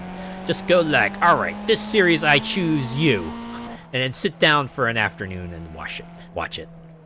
That might be the thing. I have to devote an afternoon, right? Because like most series tend to be like 10 to 13 episodes long, and if you take into account like 22 minutes, even at that, you're still looking at like several hours. You know, several hours that you actually have to pay attention to. If you're watching subs. Even if you're not watching subs, you probably want to devote your entire brain space to it anyway, right?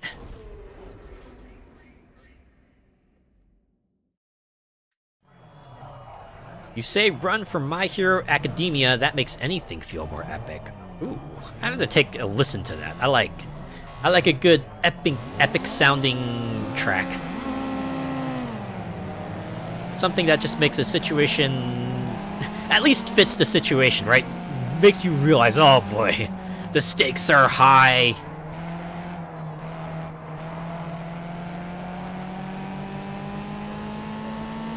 And my interest in it practically triples if you include like some sort of operatic part in there, right? Just have like some sort of choir just really belting it out at some point. And you're just gonna make me go, yes, I will listen to that. Even if I don't watch the source material or play it, I will listen to that track.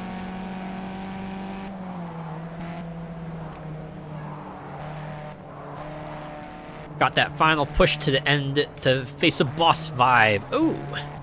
I like that. I like the sound of that. It's like the kind of theme where the lyrics kick in and it's like, ooh, now you know, it's all gotten real. It's gotten the realest it's going to be at this moment.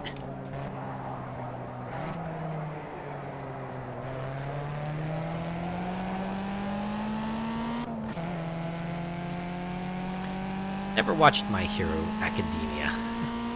I haven't either, to be honest.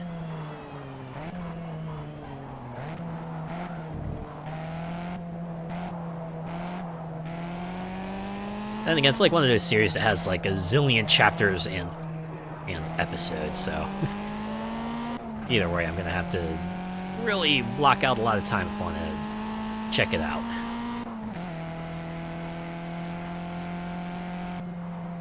You say choir, I automatically went to One-Winged Angel from Advent Children. Yeah, there you go. That's one of them. I'll definitely kind of instill that sense of dread. If it's not a feeling of hope, then I like the songs that kind of really, really make everything just sound the bleakest it will be, right? This is just like the fight that everything looks like it's going to go wrong. It's all going bad. They're all gonna go down. I think I'm personally drawn to those two types, especially because there's like a period of time in the Sonic series where the final boss would have those two parts specifically, right? It's like Phase 1, they have the theme of dread. Everything's doomed and everything looks hopeless and the boss is just barely holding back against it. And then you get to like the halfway point and suddenly the music switches. You get the main theme remix, all orchestral-like and stuff. And now you're like, yes, now it's time to start kicking ass. And Sonic Colors kind of really went the extra mile and had the operatic parts in there too.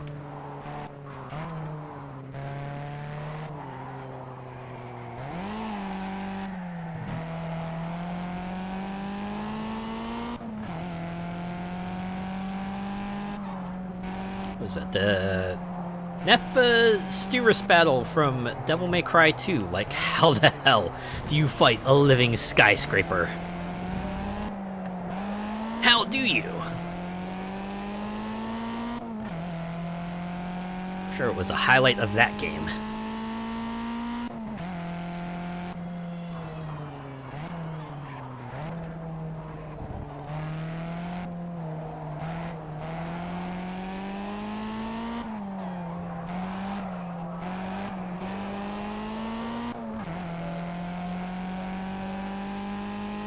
The whole OST was a banger. Well, Devil May Cry tends to have cool tracks. Metal mixed with dance. Yeah. Like techno metal. Techno metal. Doosh, doosh, doosh, doosh, doo, doo, doo, doo, doo, doo. Wait, no, that was techno chocolate. Never mind. Sorry.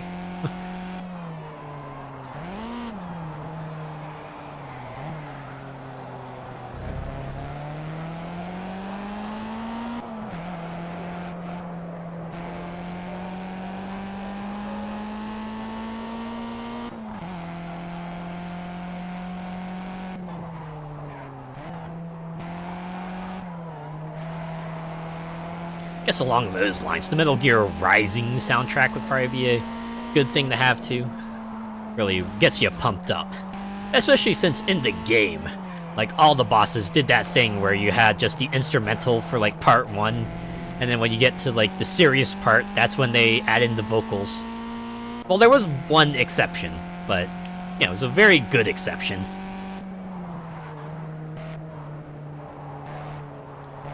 Okay, maybe two exceptions now that I think about it, but again, very good exceptions.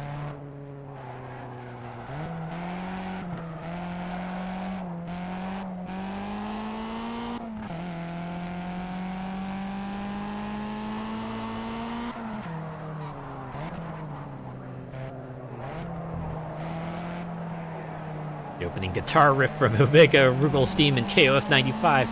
You hear that and you know you're in for a world of hurt.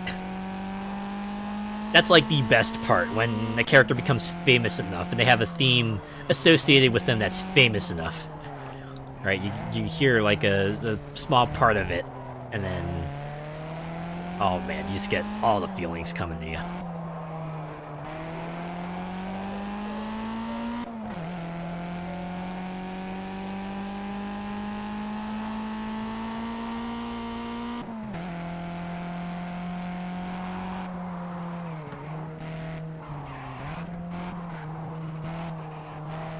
It's like for the longest period of time, I think characters in Street Fighter had like a particular theme that was associated with them. Like I know they were the stage themes originally, but they eventually became to be associated with the character themselves. And it's really something they only kind of bucked in Street Fighter 6. That was when they actually gave everyone completely new themes.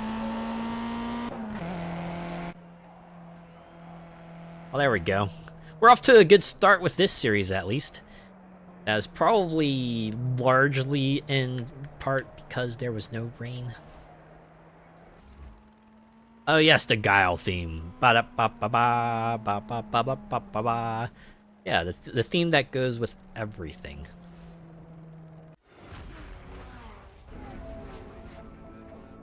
It was pretty great, though. It actually did go with a lot of things, right? Guile's theme makes everything better. I remember that was a meme.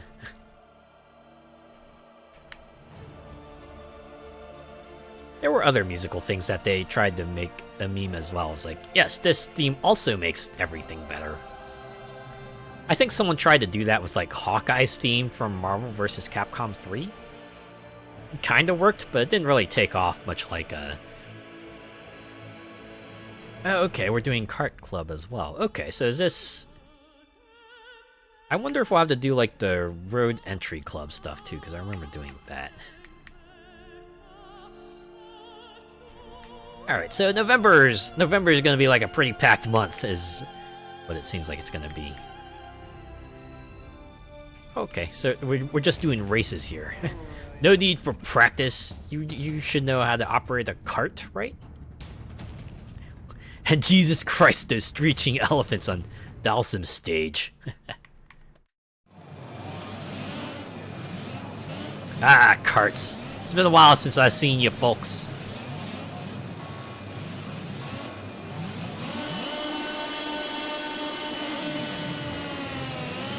You know, I would much rather hear the elephants. At least elephants sound natural.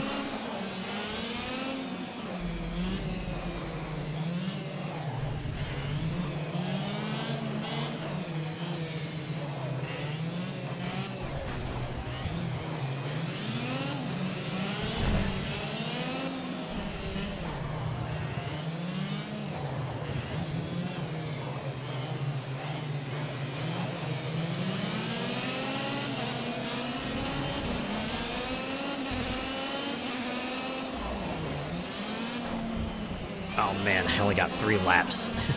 Got 3 laps to take it all home. They're very quick laps too.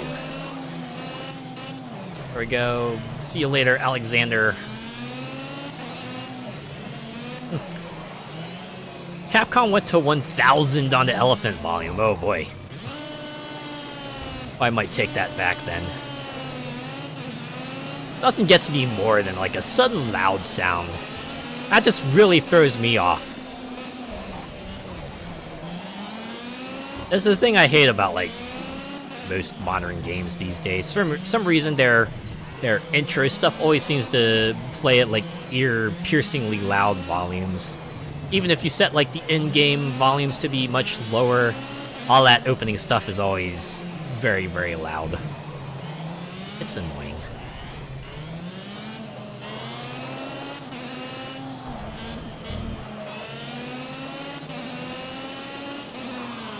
Damn, I can't believe I pulled it off at the end there. A victory in the sprint race. Let's continue on to the next one.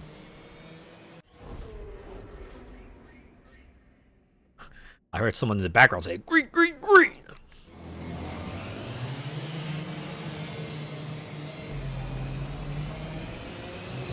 And it's a rolling start.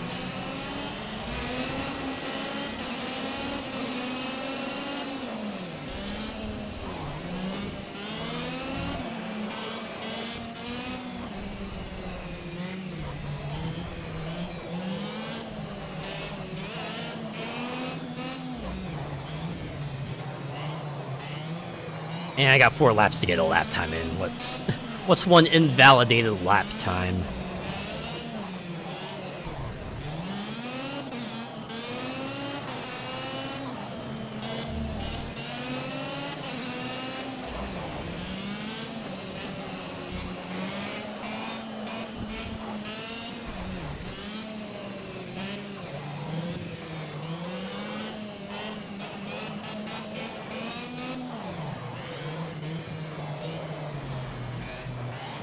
Oh, I thought that was going to be another one.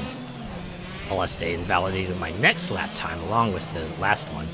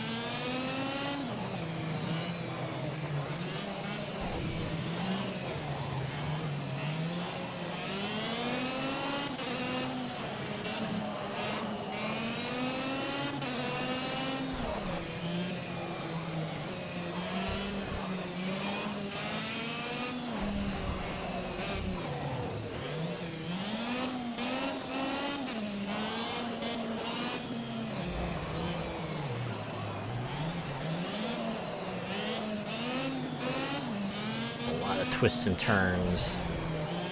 These probably aren't even the hardest ones out there.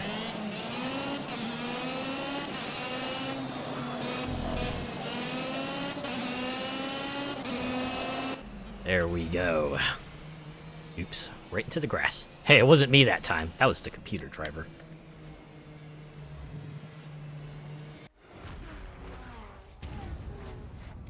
Alright, we're going back to TC2 land, I'm assuming. Yep, there it is. You know, part of me wishes they would highlight, like, every event I would participate in the month and not just, like, you know, the one on the current day and, like, I don't know, I guess the big important ones here. Okay.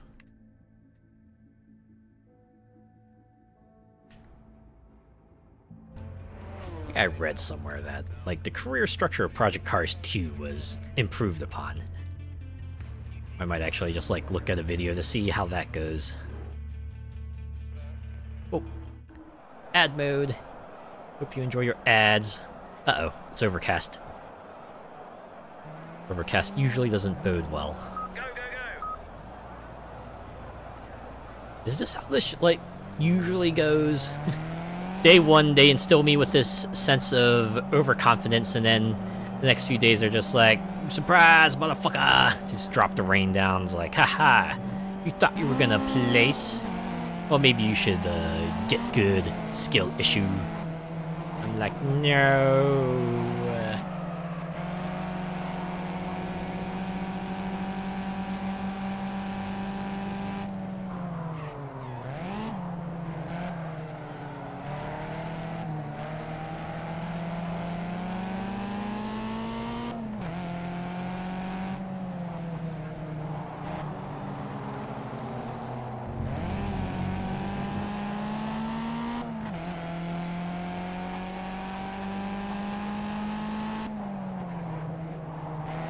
You know, that reflective building in the background, I thought that was like a screen at first. I thought it was like one of those, sort of like pixel-style lights.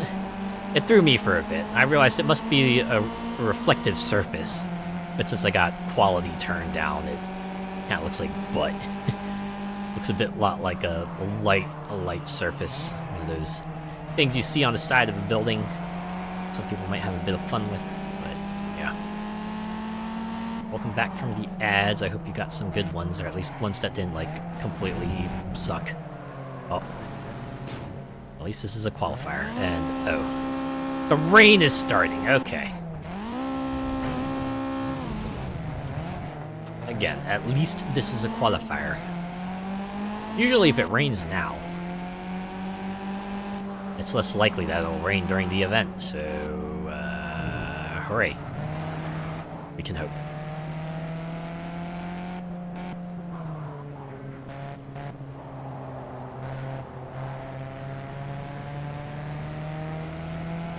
Strange Funko ad for Wolverine and Deadpool. You know, I'm not surprised Funko would jump all over that opportunity. Yeah, They're just like, oh, hey, did you know we have Wolverine and Deadpool figures, and we're gonna have special edition Wolverine and Deadpool figures, and everyone's gonna scoop it all up because they enjoy that stuff. At the very least, I don't think I hear about it as much as I used to. Maybe it's because we've hit like a saturation point for them. It's like people have already collected all the good ones, all the novel ones, and then now they're taking up all that space, and it's like, well, I can't get much more than that, right? Right? Maybe. I don't know.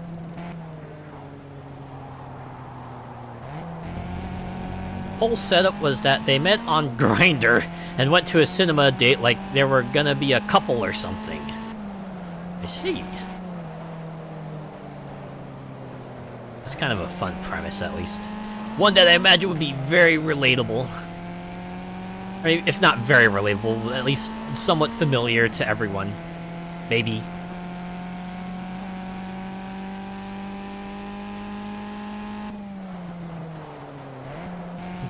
I prefer the ass controller, personally. I saw that! I was like, yes, that is a very Deadpool thing to do. Just put on a whole butt plate. That is how you draw the people in, because who wouldn't resist the chance to go, I have a controller with a butt on the back?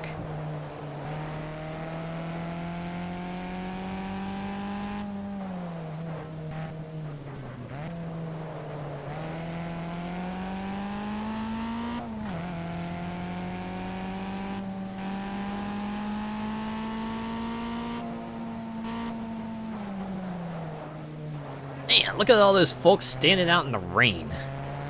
Some truly dedicated people. Neither rain nor snow, nor anything else will stop them from watching these cars drive around the track.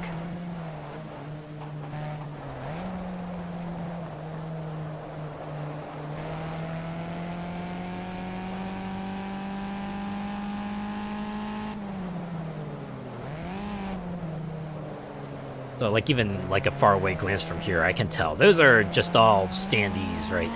Just like I imagine they're like two-dimensional stands, because, hey, no one's gonna be looking that closely. You just need to give the illusion that there's a crowd. You don't need to really put much more processing power into it, because that's not what this game is about.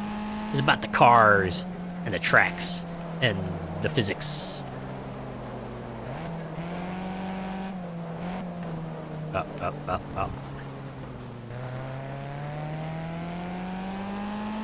Okay, that didn't go as badly as I thought it would.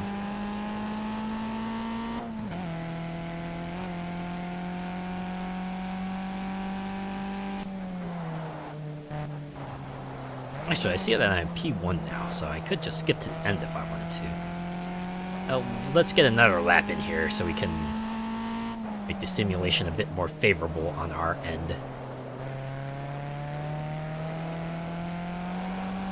You know, if you have like a shaky P1, I noticed they'll knock you down like a few places, because it's like, yeah, if we simulate that, you'll probably really mess up somewhere, so we're gonna pull you back a little bit.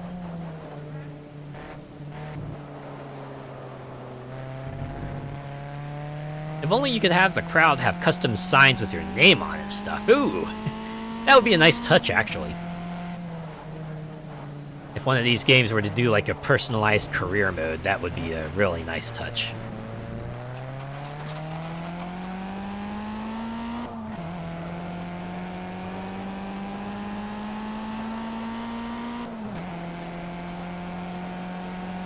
Okay, there we go. Another lap time recorded. What if I just like skip to the end?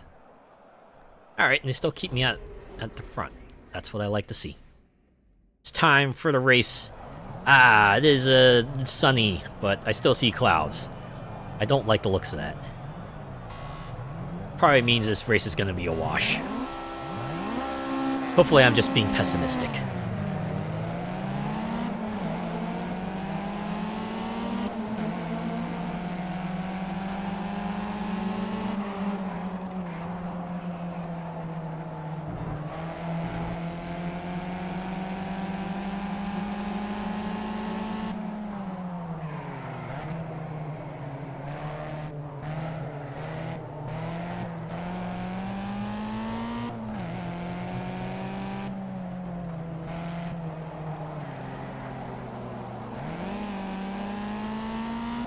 Well, I guess if not your name, it would be pretty funny if like some of them maybe had your face on it, or maybe a logo too if you got to design one of those, or maybe just like a flag with your colors on it. Be pretty neat.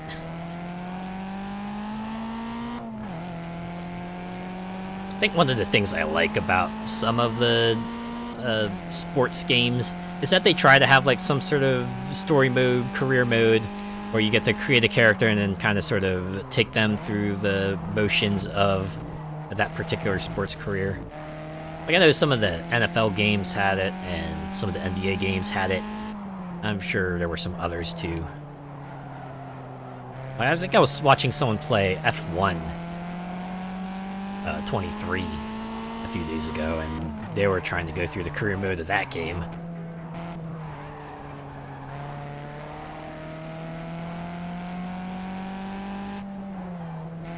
I said this already, but I know Grid Legends has a pretty honest attempt at a story mode. We're here for the gale. Oh yeah, I'm gonna blow you away. Ooh, that would be pretty fun to have too, like some sort of catchphrase, although that might be harder to implement. Like there's a reason why, like, you know, most custom voice lines tend to be limited to like a single moniker. You know, a short phrase. Nothing like a complete sentence, usually.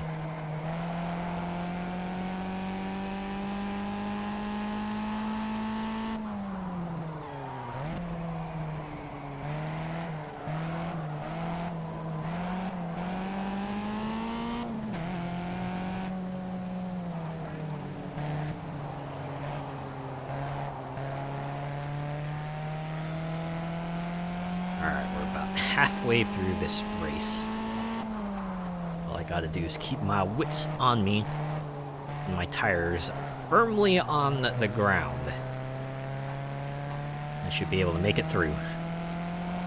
I might lose a few places, but hopefully I can mitigate the damage I'm going to take from this.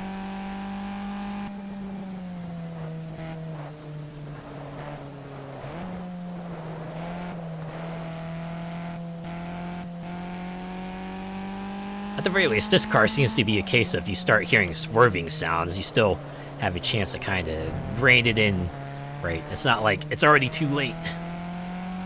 Now you just gotta wait for the inevitable, wait for your car to spin out and then smack into a wall. Oh, almost happened there. Let's see it, there was a bit of a slide. Slide, slide, slide. Jump, jump, slide, slide. One really stuck out to me. It was in Mega Man 8, if I remember correctly. During the snowboard sections, you would have the signs pop up. That computerized voice telling you, jump, jump, slide, slide. And then there would be like one segment where all the signs would just come out like really quickly one after another, and you would have that much time to just like respond to the sequence. And that was like a minor meme amongst me and my siblings, because that was memorable for us. Oh yeah, now it's coming down. Oh, it's going all out. My god, you can see the mist just kick up. If this were like a proper highway drive, I'd be pulled over right now. I'd just be pulled over on the side of the road, just wait for the worst of the storm to pass. No way am I gonna try to drive through this mess.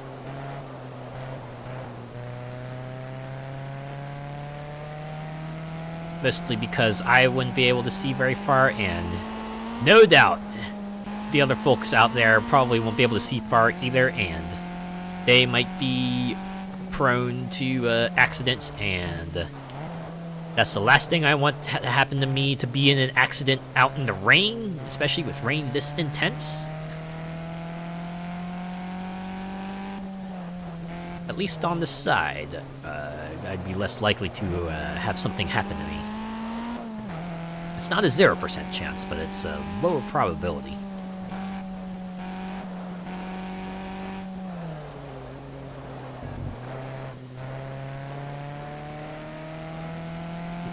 Sit, listen to the rain hitting the window, and relax with a hot chocolate. There you go.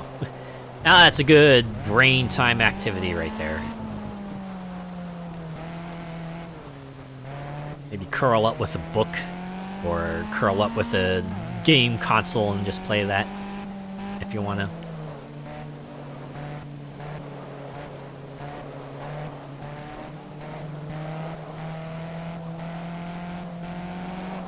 Oh boy, I can see that green dot is closing in. But luckily we're at the end of the race anyway, so it's not going to matter too much. And holy cow, I mostly survived that. Sure, there were some issues here and there, but I didn't completely bomb out. I must have been given a better car. Alright, sitting good for round two. Two out of 4 down, and we're in a pretty good position.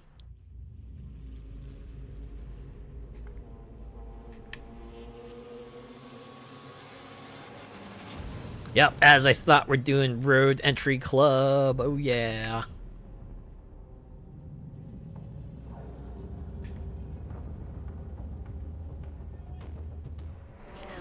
Can imagine how you'd be in that rain if you were riding my motorbike. Ah, I'd be cursing it every inch of the way. Like, ah, man, this rain.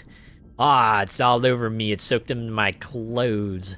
Can't wait to get home so I can just peel it all off and then dry myself off, warm up, and wear something comfortable again for once.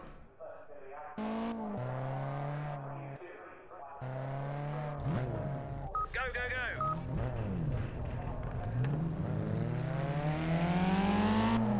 That actually did happen to me once. I was walking home and I got caught in like a sudden massive downpour of rain. So I was positively soaked when I got back to my place, and I had to just throw all the clothes on the heater, let it all dry off.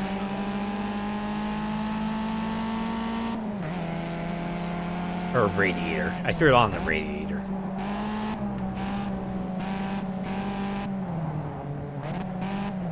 But still.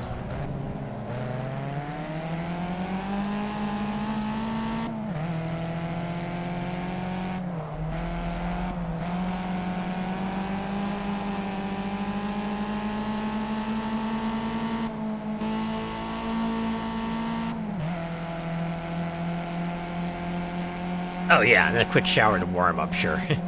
To clean yourself off too, because, you know, it's outdoors rain. Even if it is water, it's not exactly going to be the cleanest water.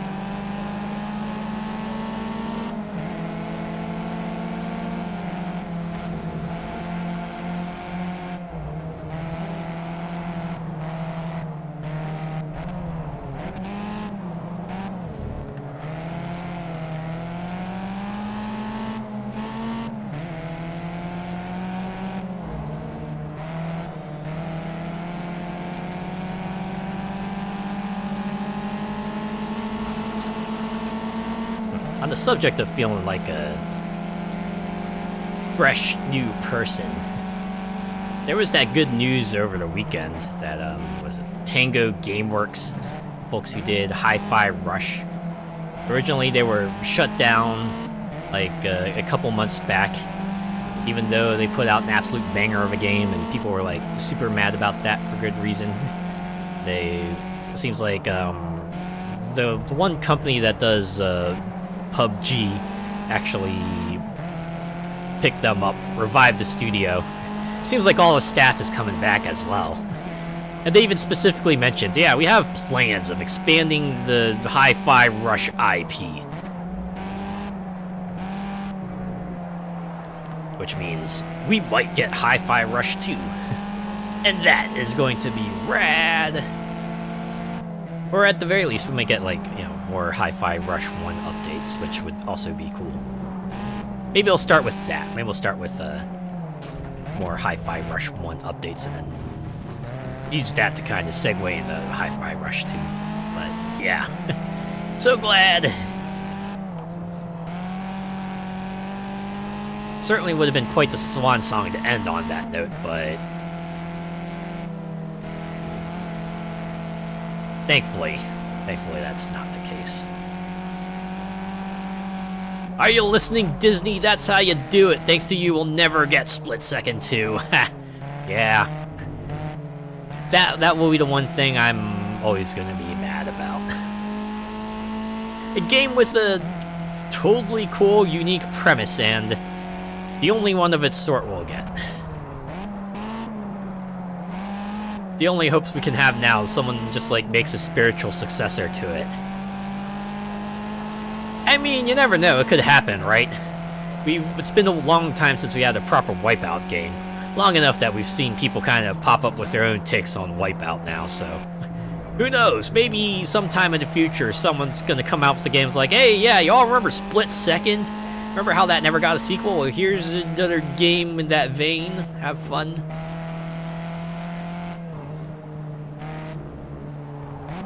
Like they did with Road Redemption? Yeah, something like that, yeah. Admittedly, Road Redemption was a bit more of a departure. They definitely got you could definitely tell they had their Road Rash influence there, right?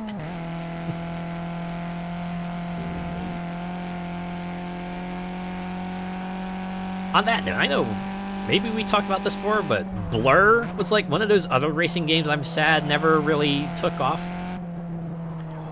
It was made by, I think, Bizarre Creations, the guys who did Project Gotham Racing, I believe, but I always liked that one because it was like the mix of, you know, the real world car street racing that was in vogue at the time, and they had like the Mario Kart style power-ups as well, all with a bit of a neon sort of themed to everything, and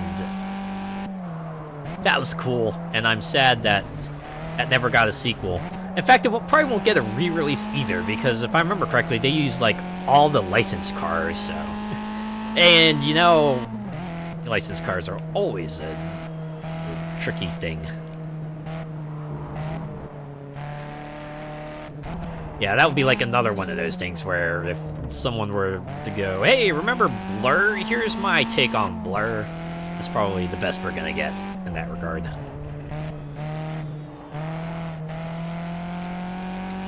Given some backing, the Juiced franchise could have been right up there with Need for Speed. Always looking back and like, ah, man. If only. If only this series got some more support, some way or another, right? From the companies, or from the players. Or from both.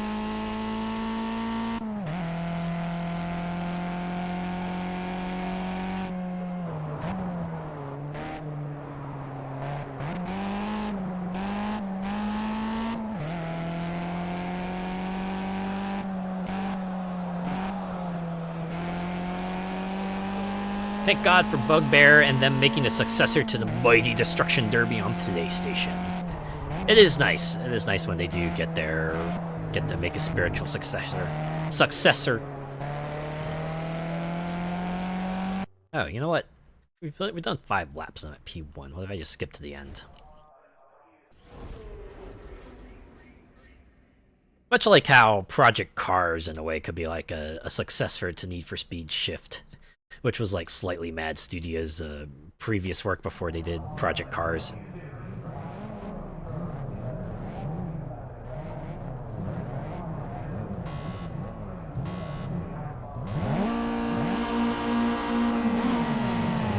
It was kind of funny though, right? They had like Need for Speed Shift, which was, you know, a pretty big departure from what Need for Speed games were like at the time. People seemed to like it, and enough so that they dropped Need for Speed for the sequel. They just called it Shift 2. It was a Shift 2. And then, I guess, they went on to make Project Cars. knows, maybe EA was just like, sorry, we're not gonna let you make Shift 3.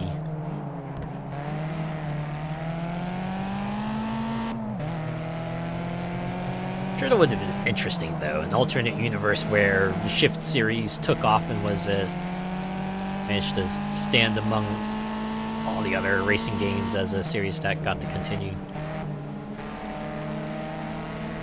Oh well.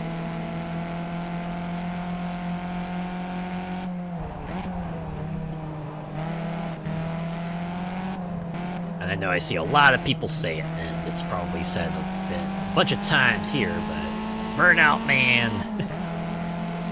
I wish we would get some new Burnout in some form. Any Burnout, really. It could be another HD Burnout for all I care. Just give us more Burnout, please. It's been like, what, 4 or 5 years since Paradise Remastered? You know, Paradise is great, but I want that circuit racing experience from the older Burnouts.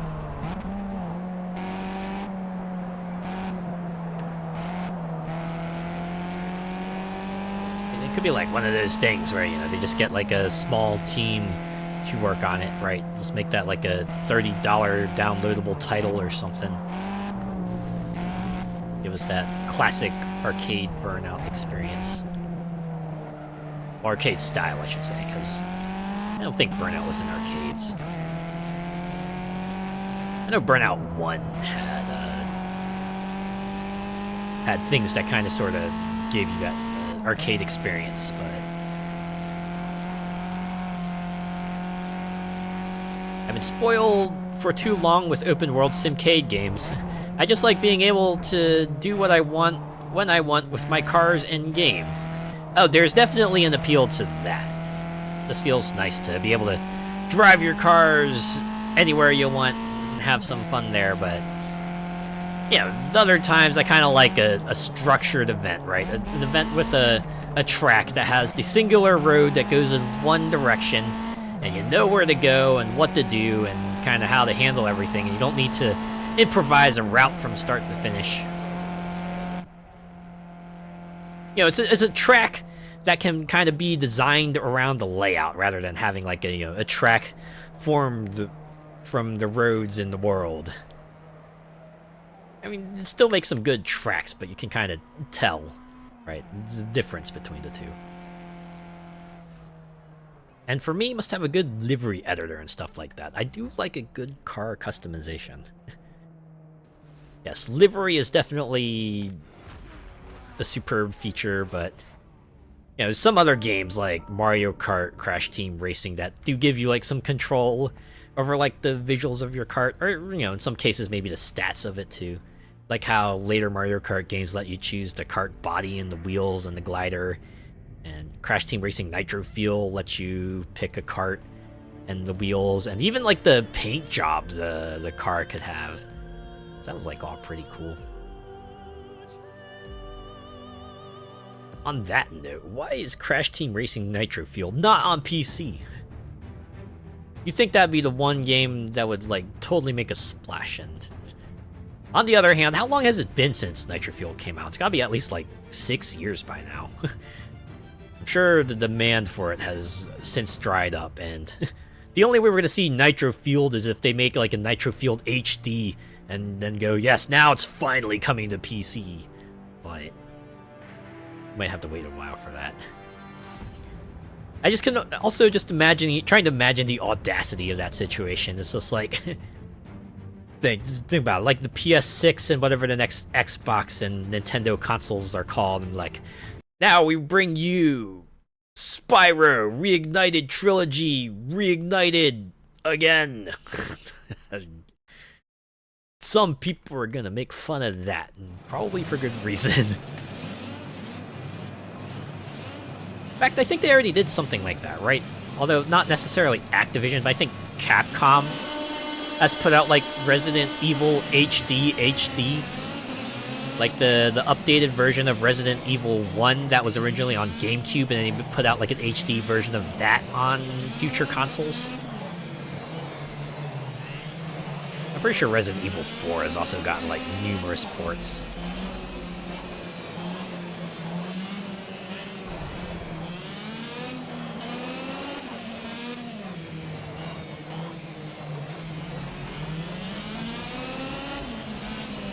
Hey, Max, just let me have this. Oh, man. These laps are going by quick.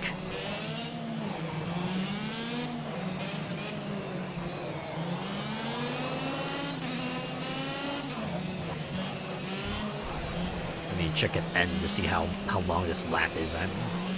I'm certain it's like barely even 30 seconds.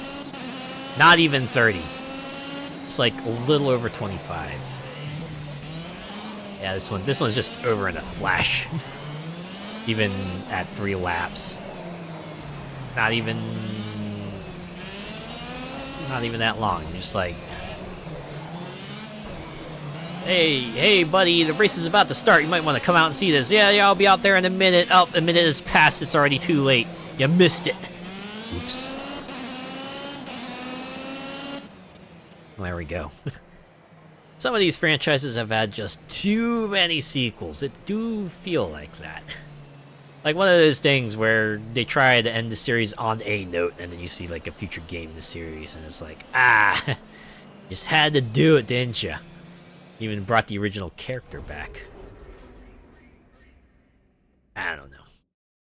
That's an indirect way of me saying maybe Halo 4 and onward should have followed a character that was not Master Chief.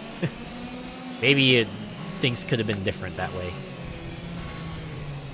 I mean, they were sort of onto something when they did ODST and Reach. Then Bungie handed the reins over to 343, and then 343 was like, hey, what if we made a Halo 4, but we brought Master Chief back, and we brought in this, like, new class of foe for them to face against. Oh, we're in ad mode. Enjoy your ads. If I remember correctly, there's like a way you can change what Seribot says during the ads. Because I've been to other people's streams who use Seribot, and whenever ads start on their channel, Seribot says something different. I've been thinking of changing that up here. Maybe remove the consider subscribing bit. I always felt like that maybe be a bit too forceful. I don't know. don't want people to subscribe unless they're able to. Especially since subs are like $6 now. I can't believe it. Of all the changes, they walked back. This is the one they chose not to. I suppose it's because, no, this is the thing that's going to make us more money directly. We must go through with it come hell or high water. And now everyone is like, if you want to support me, you can choose to do so through Ko-fi or Patreon. Although I heard Patreon has made some changes that have pissed people off. So the cycle to internet will begin again. Some other service will pop up promising the complete lack of fees and everything, and yeah.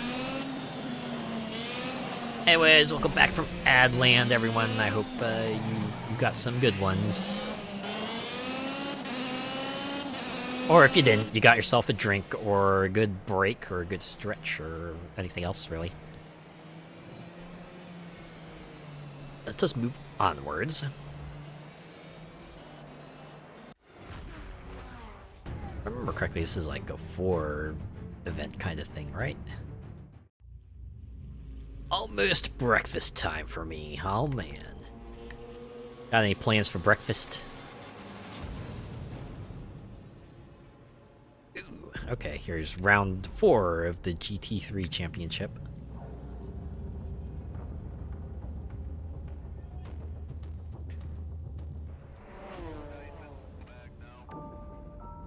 Oh, we're going to Nürburgring. This'll be a fun time.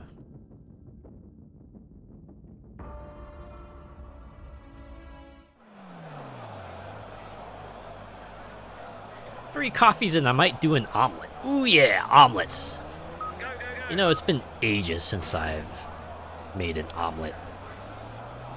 I kinda am craving one.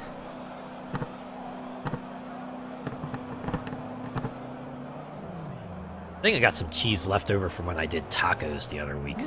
Maybe I'll do that, just like make a cheese omelet.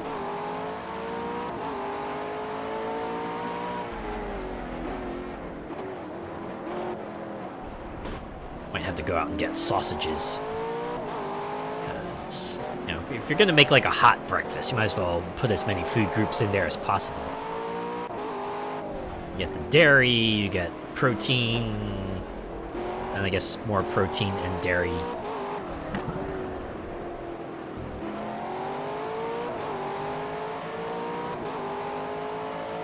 Could probably put some hash browns in there too, so I can have some grain. There you go. Complete breakfast right there.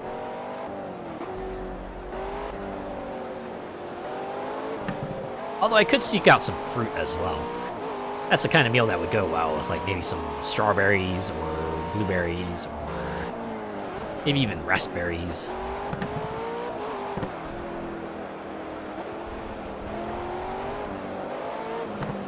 I could do with some ham to throw in. Yeah, there you go. That's a good omelet ingredient right there.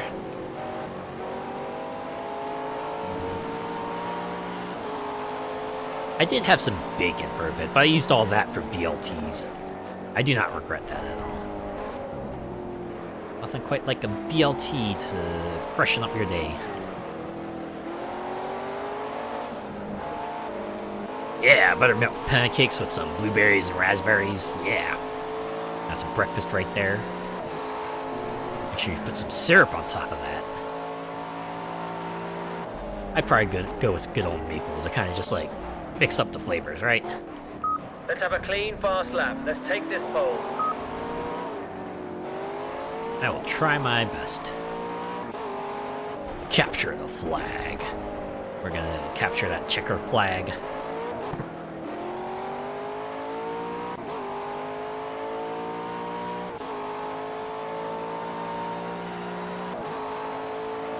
Oh, now it starts counting.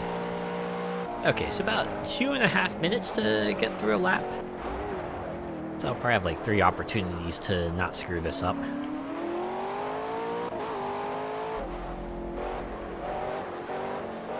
I could get P1 on after the first qualifying lap, then we'll probably call it good there and move on to the next session.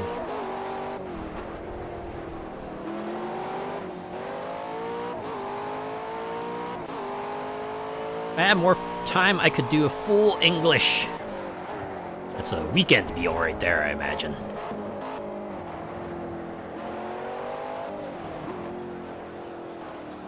Yeah, weekends are usually when I do the hot meals. During the work week, it's usually just breakfast bar or cereal. Or sometimes if I'm really in a hurry, I just grab something from the nearest donut shop.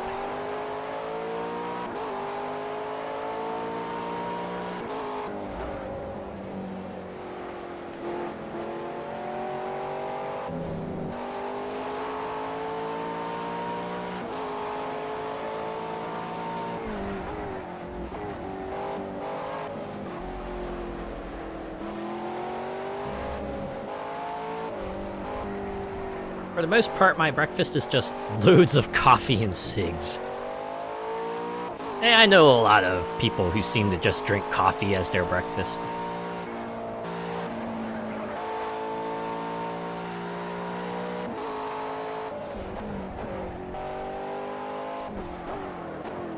And again, I've been reading, like, in places that maybe the whole breakfast is the most important meal of the day might actually be falling out of vogue. Like, it might have made more sense in the past when, like, most people's work consisted of, you know, doing more physical labor, but maybe if you're the type of person who doesn't quite do the blue-collar work, you might not need as substantial of a breakfast all the time, right?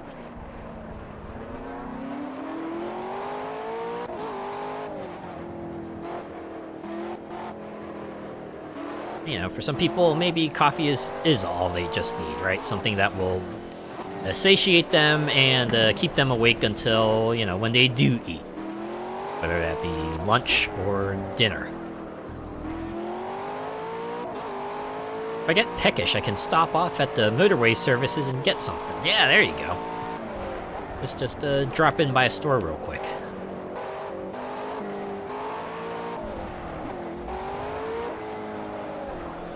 On the other hand, there's a reason why some people's advice is don't go shopping on an empty stomach.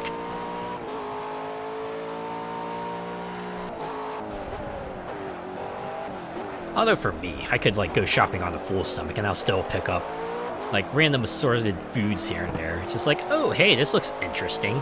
Or hey, wow, this food, I haven't had this in a while. Maybe I'll just like pick up a pack and have it later.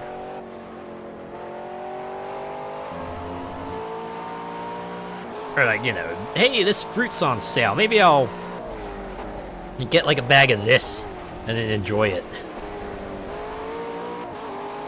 I need to make a habit of just like eating fruit as soon as possible.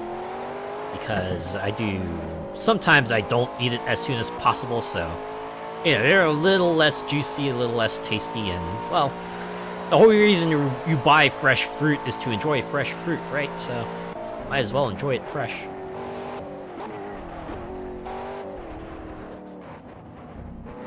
No matter what, you always leave a shop with more than you went in for.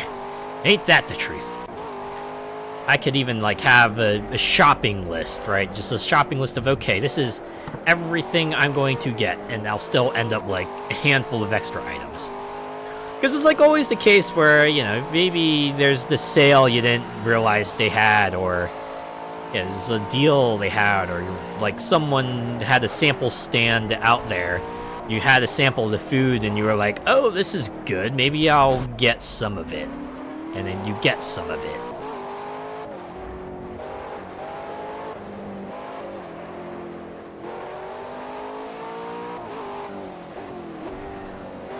That note, I can't remember the last time I actually saw a sample stand in any of the stores I went to.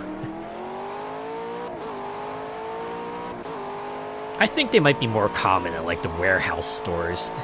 You're usually not going to see like them in a grocery store or Walmart or something like that.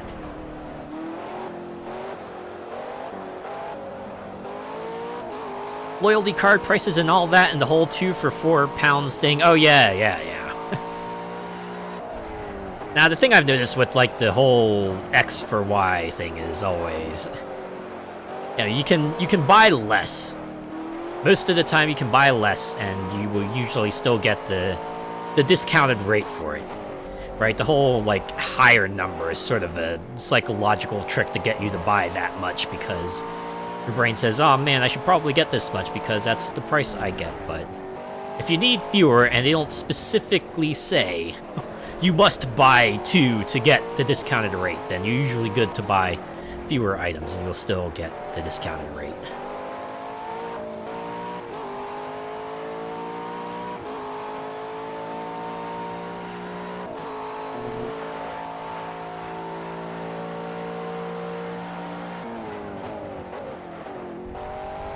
The thing I've noticed stores around here do is like doing a meal deal type of thing too, where if you buy like one specific food, you can get like a series of other foods for like a deeply discounted price or like even free. Like I did see, like, I think one week they said, hey, if you buy a package of ground beef, we'll give you we'll let you buy a Sloppy Joe kit and like hamburger buns and like you know, something else for no cost. And then they also have like the other kind of meal deal where if you get like a sandwich from the deli, you can also pick up a bag of chips and bottled drink, all for one low price. Oh yeah, like a sandwich with a drink and a cookie and stuff like that. Yeah. Yeah, the main course, the snack, and the drink.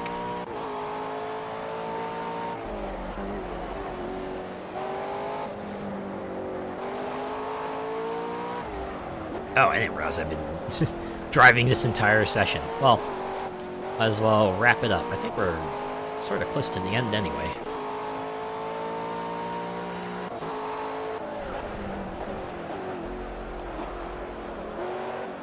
Then at the till, they're all, "Can I interest you in this item on sale today?" You know, thankfully, I don't think the cashiers, or at least the ones in the stores I go to, they don't do that. But they do have like a whole wall full of items. I think people actually put a name to it, right? It's like that sort of last-minute purchase, right? One more thing to kind of tempt you with, right? Like the cheap candy bars and toys and mints and what have you. Only priced like a couple of dollars. It's like, hey, grab this thing too while you're at it. It's not gonna dent your wallet that much more. You could eat it on the way out if you wanted. I've certainly done that a few times, where I'll just like grab a candy bar and go, yeah, once I get out of the store, I'm just gonna open this up and tear into it.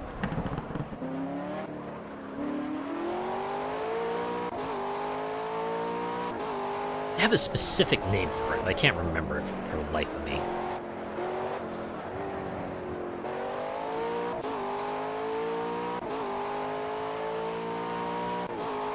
That was a ballistic lap. Pole position, no one else is touching it. That's right, no one touches my pole position.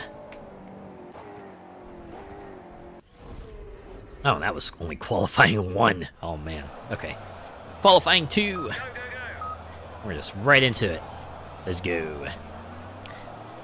Yeah, they put all those sweets right next to the checkout. Yeah, the chewing gum and everything. Oh, yes, yes. The packs of gum.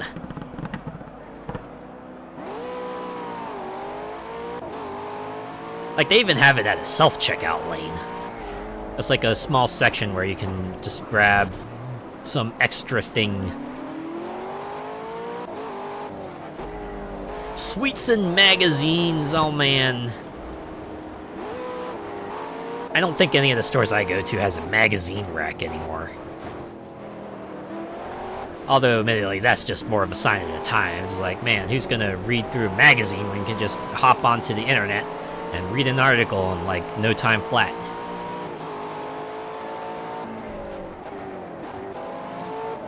Like, most of the time, if there's a magazine, you're probably in, like, a doctor's office or a dentist's office or something like that. Those places always seem to have magazines. Magazines and, like, kids' books, activity books.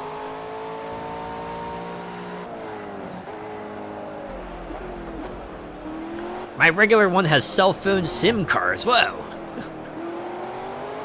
I think the ones around me just have, like, prepaid phone cards.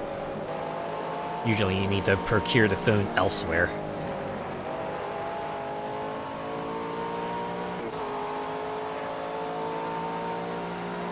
They definitely have, like, the wall of gift cards, though.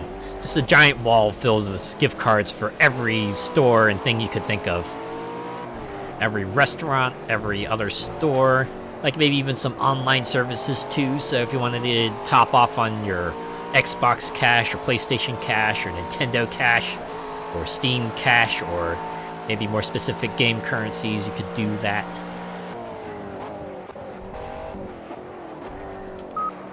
Okay, let's make this one the pole time. Wait, even your coffee shop has those. Whoa. Most of the time, if, like, the eating establishments around here have gift cards, it's to their own store. I don't think I've seen them sell gift cards to other places.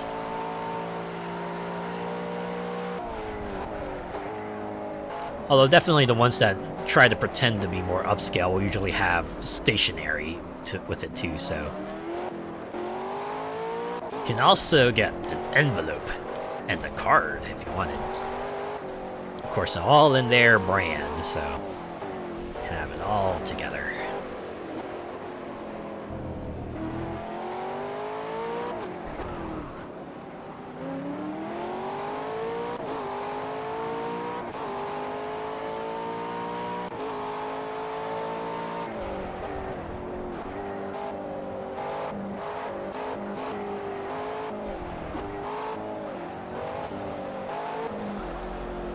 Here's a funny thing I've actually seen these days. A lot of people kind of clamoring for the restaurant designs of old. They like have that sort of side-by-side comparison, right? I've seen it happen with McDonald's, where they show like an old McDonald's that has like the sort of unique looking roof and the colorful play placed on the side, and like, man, what happened to McDonald's? Right, they showed like the modern McDonald's, and it's this like gray, brutalist looking building. And I gotta admit, maybe they might have a point there. Like, from the outside, I imagine they were trying to go for like that sort of plain look that kind of you can slot in anywhere and it wouldn't look out of place. Right, unlike the McDonald's of old that, you know, they just stick out, right? You drive down the road, you see something like that, and it's like, oh yeah, that's a McDonald's right there. I do kind of wish they would maybe splash some more color onto the buildings. Just have them, those gray, brutalist-looking designs is a, yeah, I could see why that would be a mood killer. Though I remember when they did like do all the redesigns for the inside, they said specifically it's because they were trying to go for that sort of lounge atmosphere that Starbucks had, right? Because you go to Starbucks, right? It's like, not designed to be bright and colorful and everything, meant to be like a hangout spot, and I guess that's what McDonald's and the other fast food restaurants were going for. But I think maybe they might have lost the thread somewhere along the way.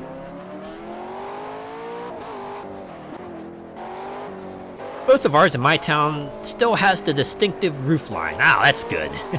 At least you still got yours. I'm sure if I went to like a more out there place in the U.S., like, somewhere that's like not near a big city, it probably still might be like one of those old school McDonald's out there.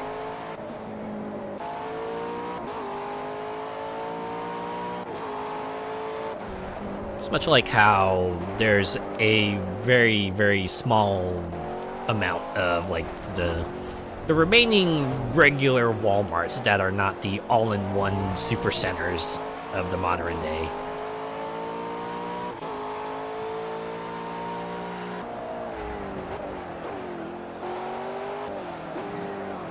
Our main KFC has a wood facade like the wood you would see in a sauna. Okay, see, at least that's something unique. Although it definitely sounds like they're trying to go for like sort of like the steakhouse style feel. Make the place look like a lived-in establishment of sorts. I don't know how else to put it.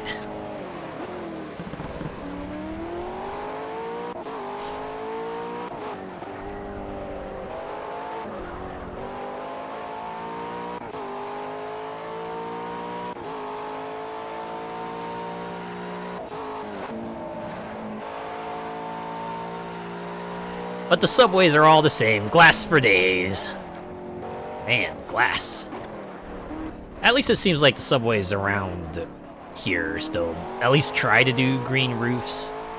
If they're not, like, kind of stuck on the side of a building, as most of them usually are.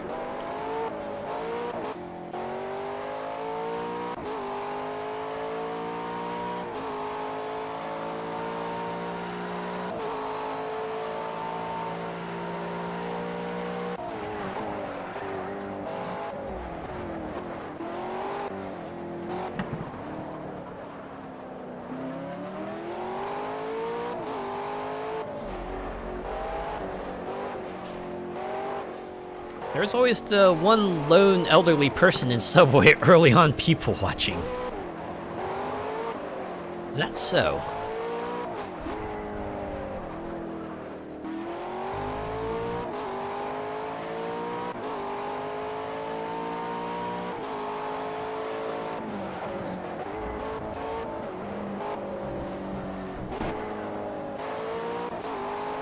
That might just be like a staple of restaurants and maybe public establishments in general.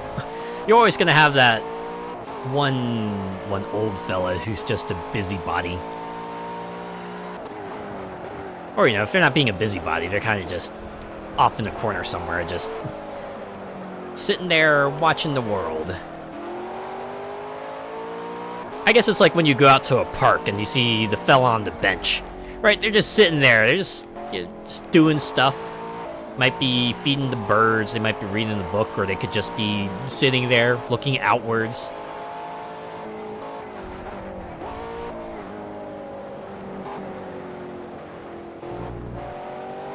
It's like you have all day to go. Why go at the crack of dawn when they just opened? Yeah, some people are weird like that. It'd be one thing if they had a breakfast menu, but I don't think Subway does. Or if they do, their breakfast options certainly aren't as substantial as other restaurants might be.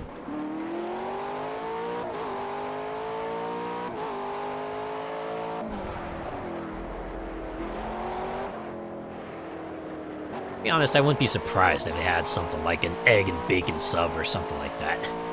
Feels like the kind of thing they would do. Okay, we're entering a new lap. There's only 30 seconds left, so I just skipped to the end of the qualifying round here.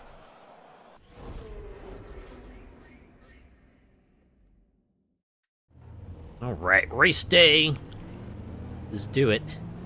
We have a 2-lapper, and then I'm assuming going to be another 5-lapper. Green, green, green. That said, these laps are like 2.5 minutes, so they should go by a bit more quickly.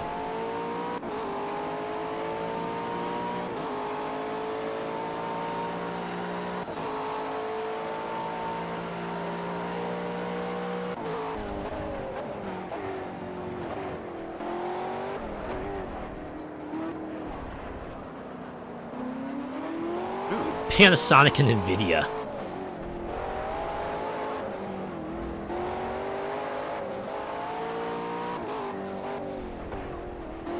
Some of those mom-and-pop shop cafes are good for breakfasts. Oh yeah.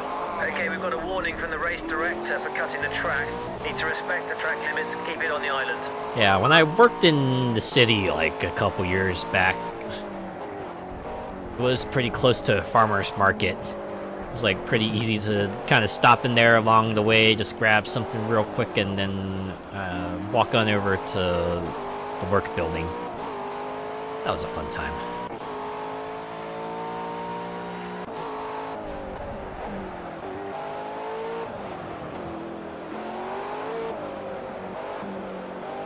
But yeah, support local businesses and all that, right? Something about like that sort of personal touch that some of the restaurants have that you can't help but appreciate. It's like, yeah, these guys, they're in it for, well, obviously they're in it for money, but they're also in it for love of the business, right? They wouldn't be doing it if they weren't, if they didn't like the idea. At least you hope that's the case.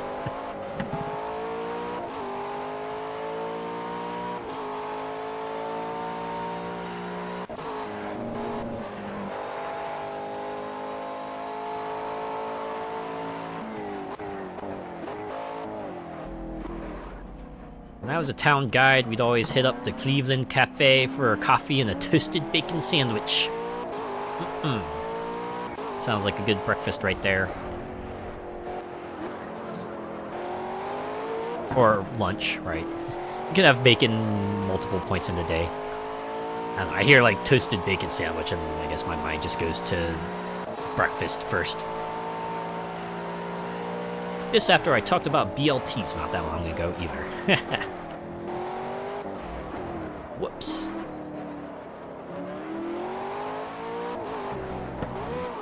Oh my god. Okay, that was kind of like my first big spin out in a while. Wasn't even raining. Whew.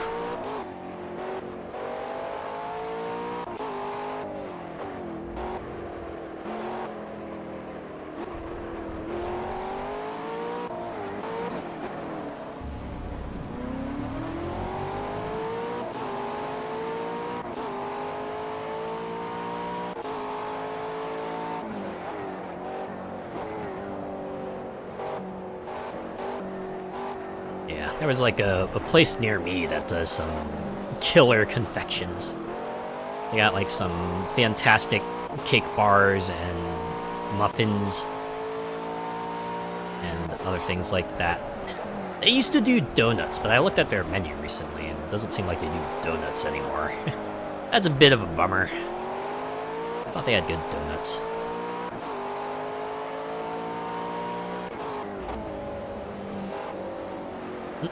Get that bacon on a cheeseburger. That bacon cheese combo is so good. Oh my god. Yeah, give me a burger and an option for bacon. If the bacon's not like too expensive, then yeah, I will just put that bacon on the burger. Or you go to like one of those restaurants that has like a whole bunch of burger options. I'll usually try to find the one that includes bacon and order that. Yeah, bacon and beef. It's basically like pork and beef, and yeah, it's a good combo. Yeah, you also combine that with cheese, and it's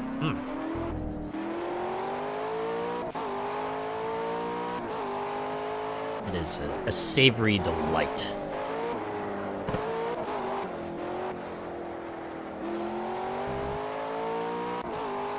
And that's enough for a burger, but Fantastic, great win. You nailed it today. sometimes I'm like totally cool if they add like maybe mushrooms on it, or of course bacon or lettuce and tomatoes. Lettuce and tomatoes is always a good addition to a burger.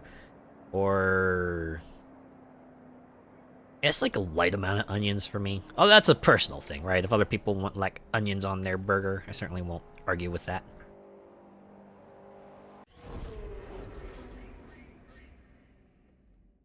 Alright, race 2. This is going to be the 5-lap marathon. The one where I have to pit at least once.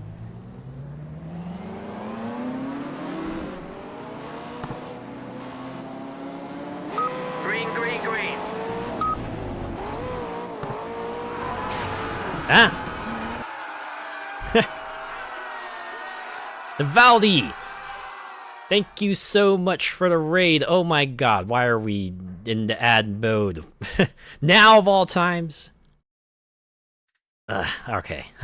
Well, okay. This is awkward. Yeah, we'll wait 90 seconds and then I can address all of you. Man. Yeah. I can at least type something in chat, right?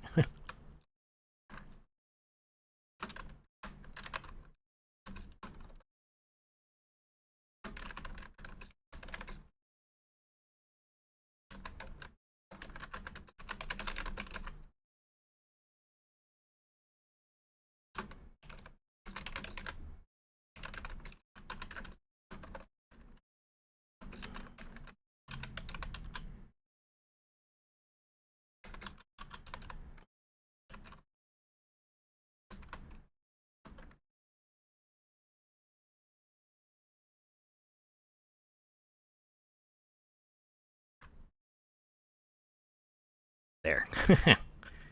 Oh, looks like we're about to count down here.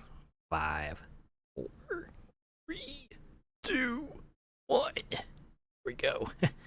Welcome back from ads, and once again, thank you, the Valdi, for the raid so much. Yes, I am Azure Gale. I am a wandering VTuber pre-debut. Look for interesting games to play at the moment. Currently playing Project Cars. We're like quite a ways into the career here. Let me give you a shout out. What were you folks doing?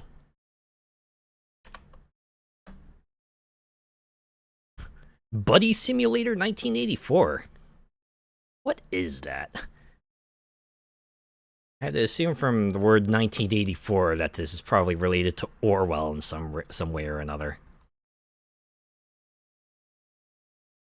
Feels like one of those things that would just get real funky real fast, right?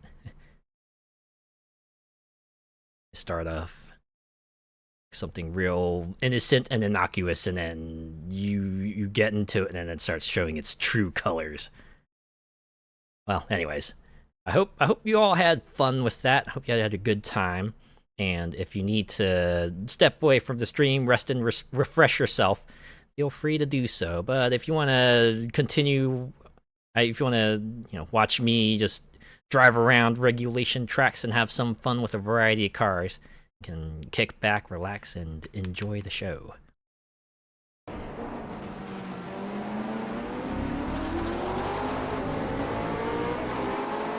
It's okay. We got 5 laps to kind of catch back up here. This is a pretty long track too, so definitely gonna be able to get ahead of these folks.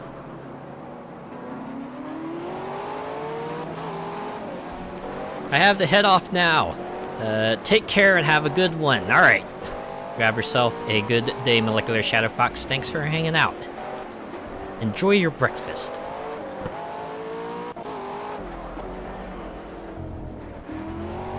Yeah, Project Cars. This is like a simulation racing game. It's developed by Slightly Mad Studios.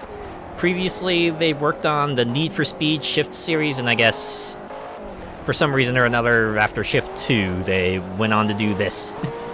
Interesting thing I read about this was that this game was actually like part of a crowdfund project.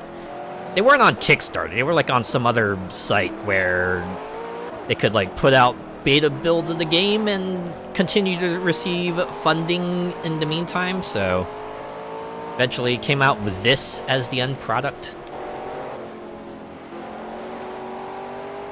But as you might expect from the name, this game is all about the cars. It's got a lot of cars, a lot of tracks, and unlike other racing games that you might think of at the moment, this one just gives them to you, right? You don't have to go grind money or, you know, reputation points or anything like that. Nah, they just serve up a series of events for you.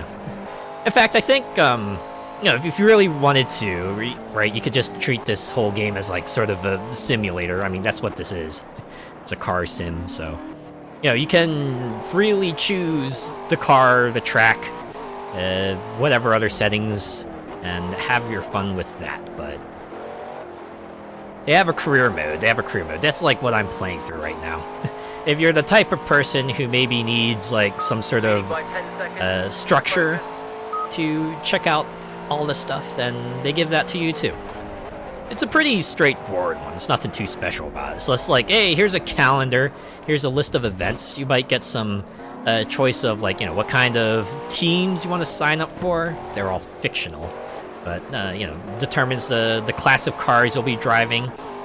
But even if that's like the main class of cars you're driving,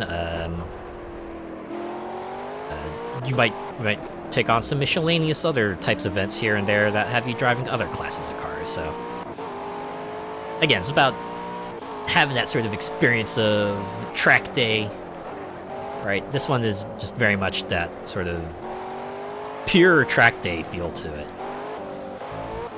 right? It's all about getting on the track and then just driving the car around it.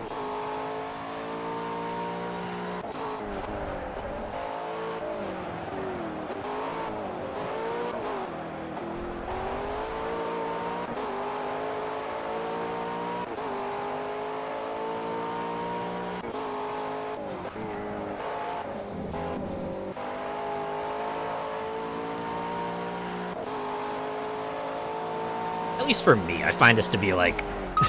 Box. Oh. Hit this lap, your compulsory tire change.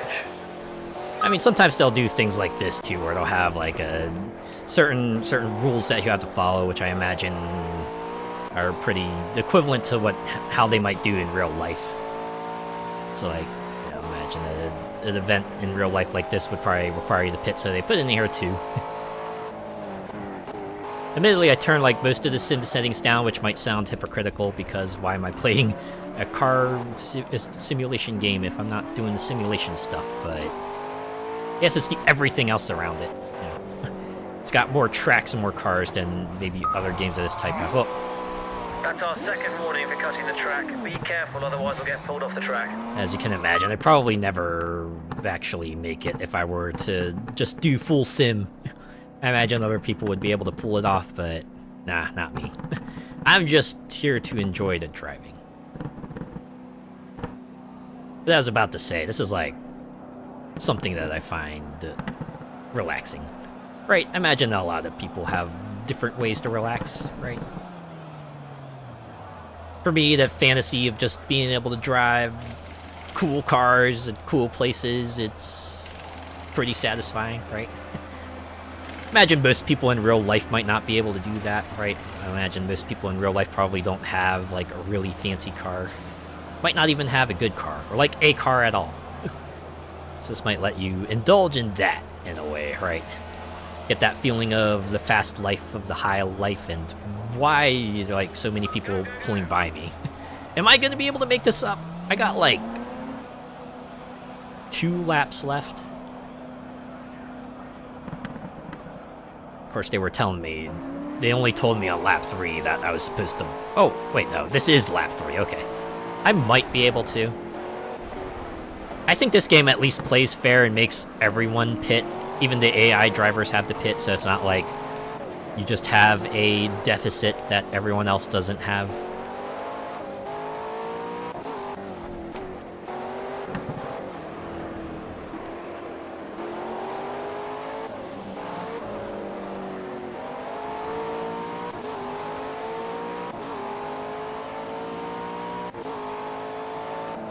I have to admit, I didn't like start off liking racing games when I was young. Like most of the racing games I liked when I was young was like the kart racer type. You know, Mario Kart, Crash Team Racing, Diddy Kong Racing, those kinds of things. I still find those fun. Those are great. I enjoy a good game of Mario Kart 8 every now and then. But I think it was like starting around the 360 era Nice when one, a double overtake. Fantastic. Forza Horizon 1, the collector's edition, was on sale, and it was a cheap enough price. I was like, yeah, you know what? Yeah, let's get it. I like driving, kinda, sorta. I mean, my older brother likes driving. I had a couple friends who were into the Gran Turismo series, but why don't I try a hand at one of these games that has, like, real-world cars in it? And I played it, and I liked it. So that kind of started me on that track. I've played every Forza Horizon game since then. And it was like sometime, I think 2 years ago now, where I decided on a whim, hey, because I... You've got a damaged front right light. Come into the pits, we'll switch it out. When, like 2 years, because I was streaming like 2 years ago, I decided on a whim, hey, what if I decide to just like play Forza Motorsport 7? Right, that's like the sim racer counterpart to Horizon. Horizon's like the open world war arcadey racer, and Motorsport is it's like what the series started on. Started with Motorsport, and that was their sort of answer to Gran Turismo. But I decided on the whim, hey, what if I just like played 7 for funsies while I decide on the next game to play, next racing game to play. And then I just got like into it, right? I enjoyed it. I liked it. I played it all the way through and beat the career. So that kind of got me branching out from there. I played Grid, which admittedly might be a bit more on the arcadey side, but I rage quit Grid 1, but I did play through all of Grid 2 and Grid 2019, and I enjoyed it. They played the newest Forza Motorsport. That was fun. There was even a period of time where my friends and I would like get together and just play that like once a week. We would just get into the multiplayer races and just have our fun there. And I would try my best to like do the monthly temporary series they put out, but I don't know, I kind of fell off. Like as much as I enjoy those, I guess like it's not quite a sustained thing for me. It's kind of funny, because I'm still playing Forza Horizon 5 even to this day. Started playing, like, when that came out 2 years ago. Still playing it. Admittedly, these days, I only get on to just do enough to complete the weekly series they have. And thankfully, they're pretty quickly done, right? As long as you don't save it all for like the very last day, right? Just get on, do a couple events until I get all the points needed to get the exclusive cars and then peace out.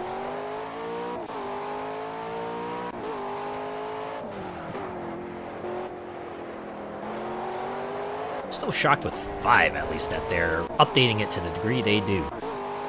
So I think like this past Great month, pace. Love your work. they had a coffee shop, right? They had a coffee shop that they just set up at like the end of the highway. Pretty decently designed coffee shop that you can kind of tell is like built out of custom parts. And I think it was like a season or the season before that, they had a whole ass retro wave season where they added a whole new station with a bunch of music and a new commentator and like completely different visuals and everything.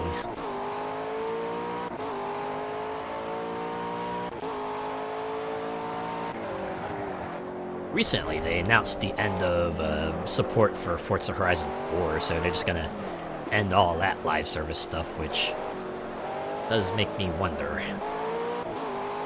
Is Forza Horizon 6 on the horizon, maybe? Granted, 5 hasn't been out. Well, it's been out for 2 years, so it's been a while, but... Yeah, in terms of, like, Forza games, Motorsport came out, like, actually in 2020, late 2023, so hasn't even been out there for a year yet. Closing in pretty quickly, though. And their release schedule does seem to be release Horizon, then release Motorsport, with few exceptions, so... My guess is they'll probably work on Motorsport a little bit more, just full focus on that. Maybe in another year or two, maybe announce Horizon 6? That said, there have been rumors that Horizon 6 might actually be the last Forza Horizon. I can kind of sort of see that. Alright, with Motorsport, that's like not too hard to kind of iterate on, because all, like, you know, its focus on like real world stuff means that the pool's going to be mostly the same as long as you update the visuals and, you know, add all the current cars. People will usually be fine with it, but Horizon tends to be a bit more substantial undertaking because each Horizon takes place at like a different location. So that means that's like a whole ass new environment they have to render. And, you know, picking out locations that are, like, cool and fresh for everyone. I mean, they've done it 5 times, so they could probably do it a few more, but, yeah. Eventually, they're gonna maybe hit on something that might make people raise an eyebrow, perhaps? Okay. Well, since I did get a raid recently, maybe we'll do a couple more. Do a few more. We'll get a little closer to the end of November. And the end of year 3.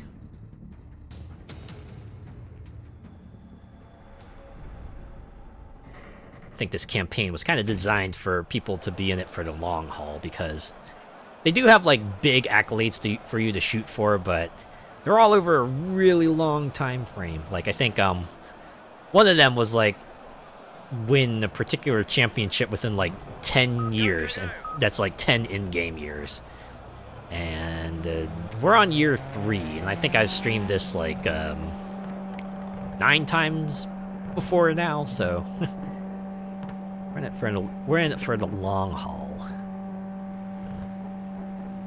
It was kind of crazy because year 1 felt like it went by pretty quickly. Like, it felt like it was like maybe the first 2 streams, and then we were on our way to year 2, and then year 2 started feeling like a bit long in the tooth. And then year 3 was kind of sort of similar, but...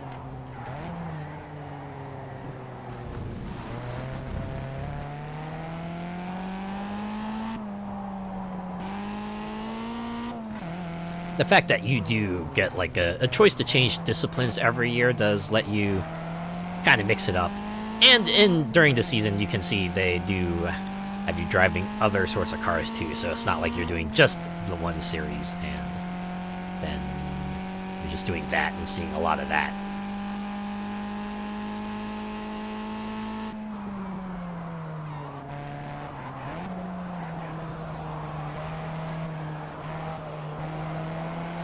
like the racing game I did, I want to say at like the beginning of this year, Grid 2019, kind of sort of felt like that. And granted, you know, the events were all on a grid, so you kind of got to jump between tracks if you wanted to, but I guess that might have been on me. I could have just, because the way they have it, it's like you had like the four disciplines you could kind of work your way down, but you could switch between them at any time you wanted. It's not like you did one and you were locked into that for the duration of the thing. I also made it a point to do like every event, where while in Grid 2019 you didn't have to do every event. You just had to do most of them.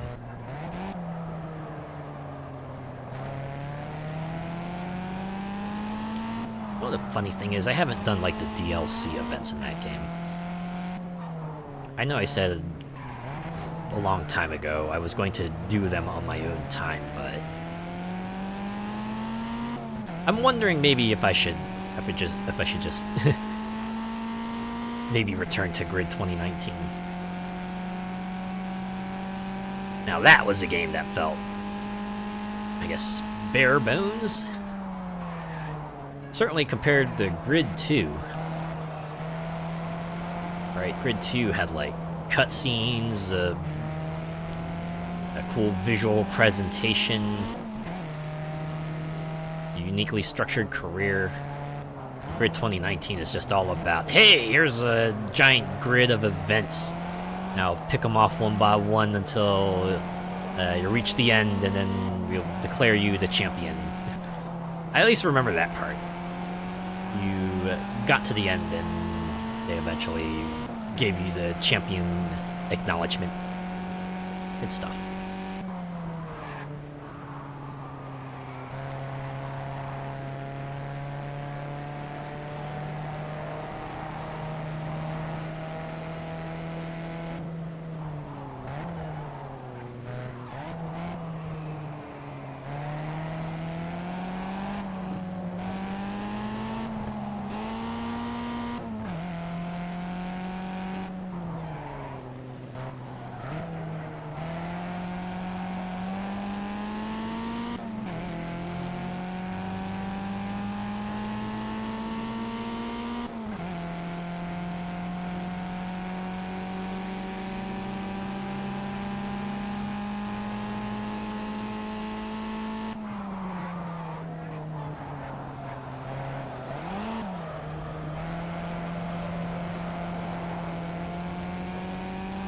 I think I'd already mentioned it this stream, but I am kind of sort of interested in Grid Legends.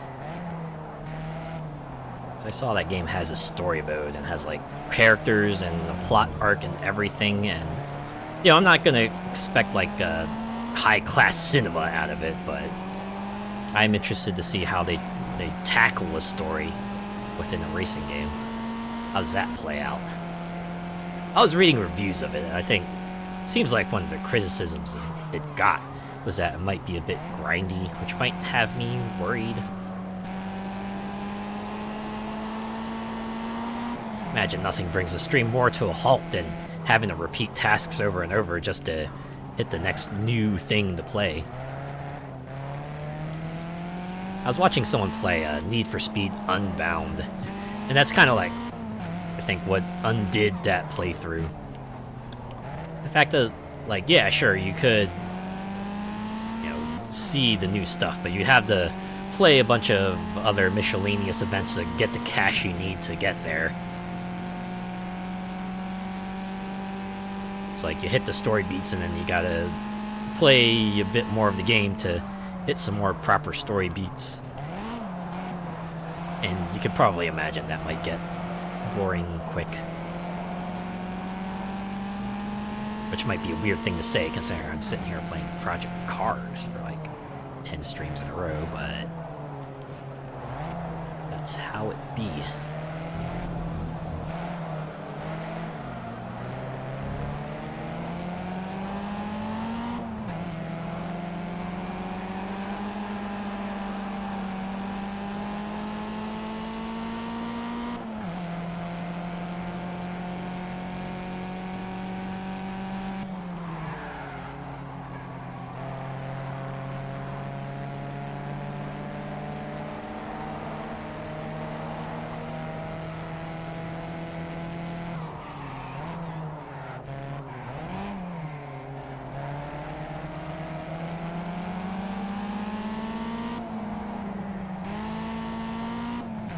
I'm wondering now, though, how long has it been since Need for Speed Unbound came out? That was like their latest Need for Speed game. And I know they've been doing some post-launch support on that, but it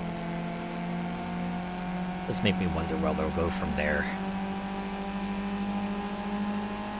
From what I've read of the reviews, it seemed like people did dig the art style, but maybe didn't think the gameplay evolved quite as much as they'd hoped. So, wonder if a sequel will try to mix it up a bit more. Because it seems like there's like two types of Need for Speed games out there. There's like the super old style that's more of a point-to-point arcade racer that has you driving cool cars at scenic locales. And then there's the sort of open world, urban tuner culture style that got popularized with Underground. And most of the games since then have kind of gone the sort of Underground style route. But there were some exceptions to that, and I think the major one was a Hot Pursuit 2010. That one was like more of the classical event-based one where you picked a place, you picked an event, and then you kind of drove that event, then you go back to the event menu, you pick another event, rinse and repeat. That was more of about like the driving the exotic cars and scenic locales mode. The fictional Seacrest County rural area. You didn't even like encounter anything in the way of cities now. It was just all about driving out there in the wild, and boy did they have a good variety of environments. Might even feel weird having them all close to each other, but hey, gave you a nice variety of environments to race through. Also, plot deliciously paper thin. They were just like, oh yeah, Seacrest County has a racer problem. Have fun. And that's all the excuse you needed to drive all over the place.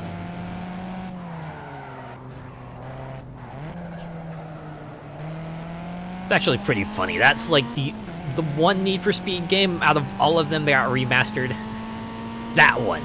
The one that's like a bit of an oddball in the era it was released in.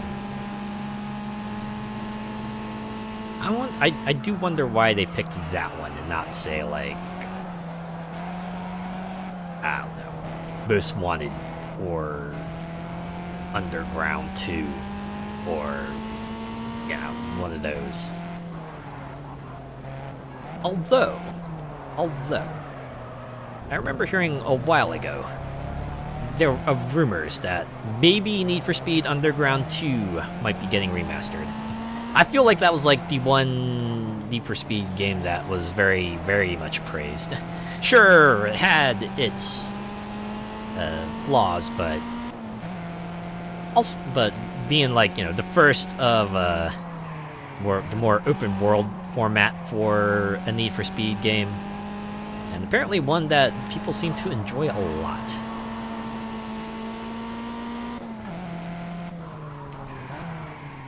I'm guessing the roadblock is, as seems to be with all these sorts of games that have licensed cars, is, well, the licenses.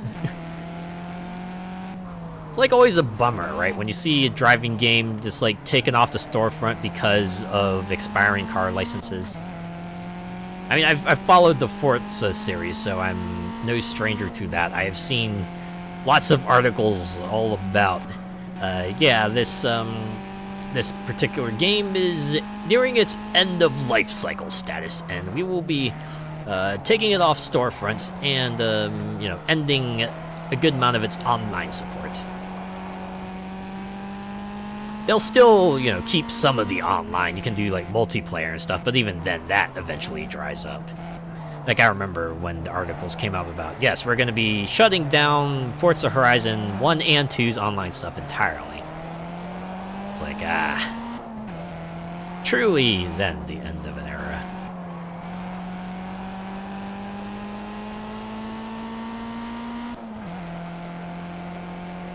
But yeah, it's not just Forza, but a number of other games as well that feature licensed cars, like Need for Speed, like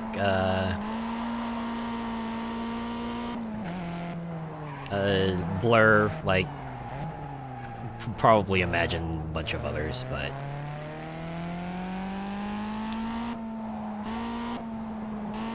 that's why you get like the games that have the fictional cars. They tend to withstand the test of time a little bit more. We were talking about Split Second earlier, and that's a game you can still buy. It's on Steam, and I also checked the Xbox store. You can buy it there too. Not sure if you can buy it on the PlayStation store though. Yeah, I was pretty surprised about that because as good as being able to play Split Second on the PC is, the one bummer about it is that it doesn't come with any of the DLC. That is all still on the console. So if you want to drive the extra cars, try out the extra modes, or drive on the really rad quarry track, you're gonna have to seek out an Xbox version of Split Second, which thankfully you can at least buy and download. At least that manages to live on in some way or another.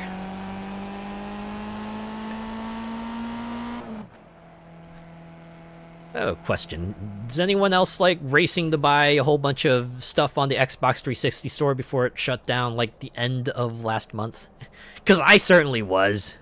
I was like, oh god, what? There's only 2 days left? Oh god, I gotta find some list real quick. Okay. Which of these games are only on the 360? Also, which ones are like the biggest discounts ever? I just went on a spending spree. Right, I just bought as many things as I could. Eventually, I think I was able to get it down to like 2 things that I couldn't buy because of site errors, but unfortunately, they never resolved themselves before the storefront went fully offline. C'est la vie, I guess. Thankfully, you can still download them, although I know that won't last forever either, so eventually I'm going to have to break out my 360, pull it out, hook it up, and download all the stuff onto a hard drive somewhere before it truly goes offline for good. But at least I have a little bit more time to think about it. If my Xbox still runs. It's like in the closet somewhere. I haven't hooked it up for a while. I hope it hasn't completely like deteriorated or anything like that. But yeah. On that note,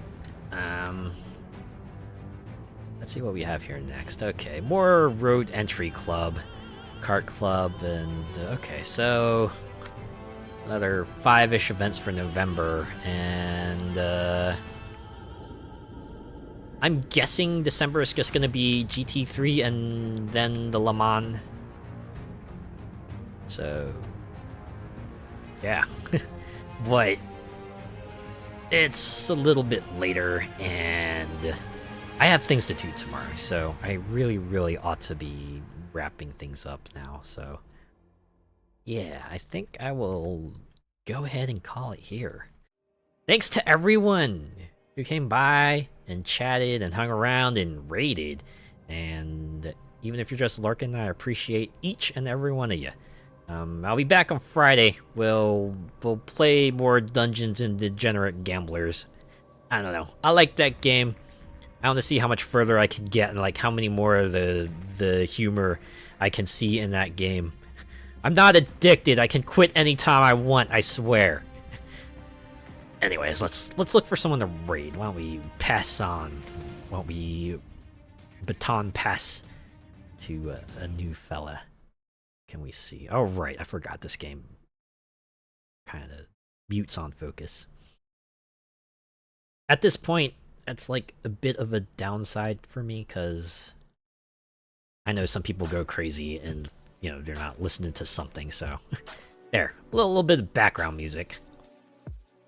The first time I went to look for someone to raid, I just, like, put up the, I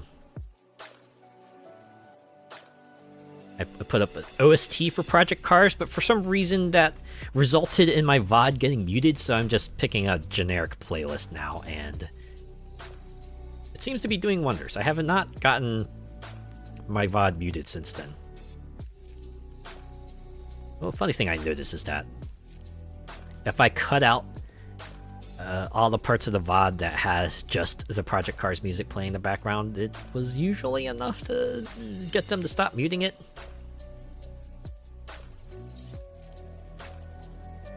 All that to say that I really wish they kind of revise how licensing works in the digital age, because it feels like it's been more harm than good for the creators.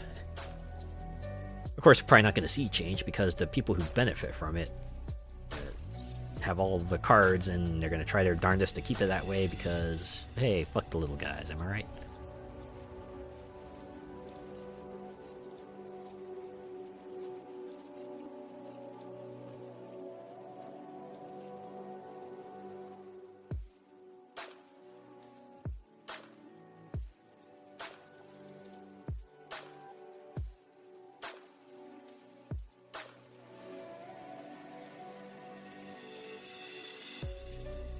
Man, okay.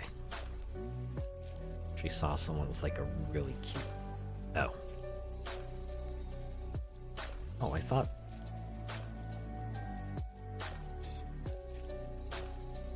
Well, never mind. I thought they were starting, but don't look like they are. Ah, bummer. I really like the way they look. Okay. Well, maybe I'll keep tabs on them and I'll raid them another day. Okay, we keep looking.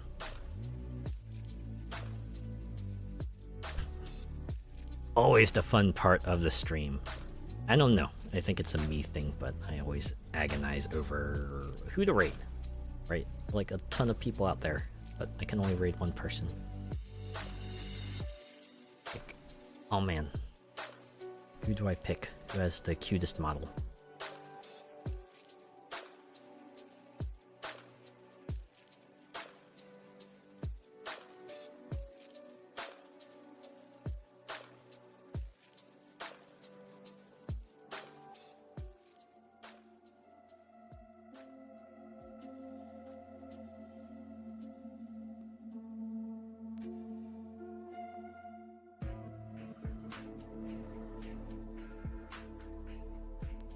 Man, I was watching some people play Apex Legends. I didn't realize they put dual wielding weapons in that game. You can now dual wield some of them. I'm guessing that like takes up the hop up slot, but still kind of funny. Still pretty funny to look at.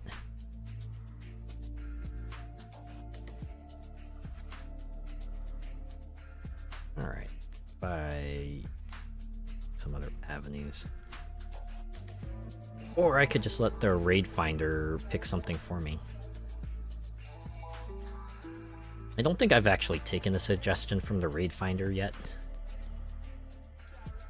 Usually had someone else in mind.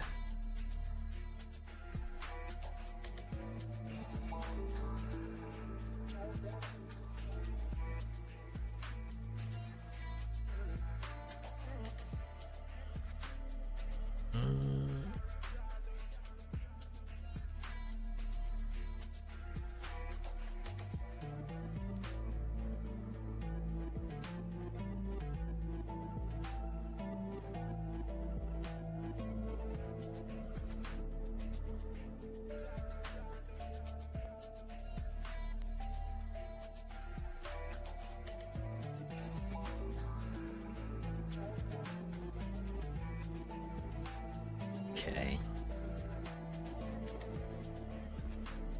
You know what? I think I might have found someone.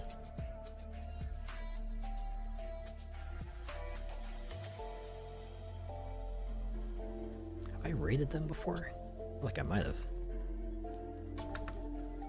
But we can raid them again. They're playing a game that I like. And who knows, maybe I'll play it on stream one day. One day.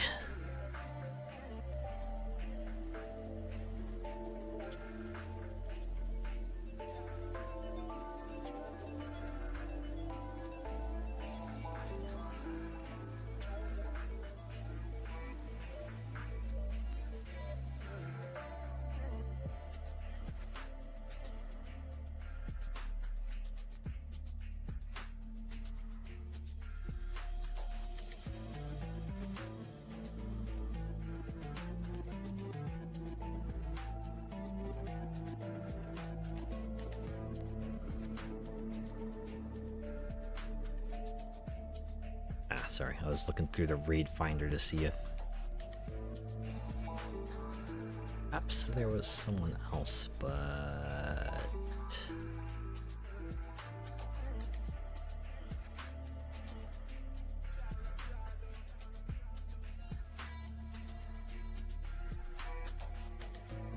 yeah, going with this.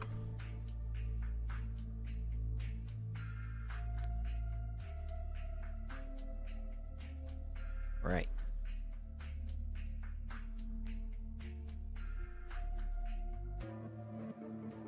Okay. Chiangria is playing Yakuza 0. Hey. It's a Yakuza game, so it's gonna be pretty cool, pretty rad, as Kiryu might say. Okay. Raid message. What should a raid message be? I'm not feeling particularly creative tonight, so let's just do this. There. You're joining in on the raid. Give them GT3 raid, because that's the classic cars I was driving, GT3. And if not, have a good rest of your night, and I'll see you on Friday for Dungeons and Degenerate Gamblers. Take care.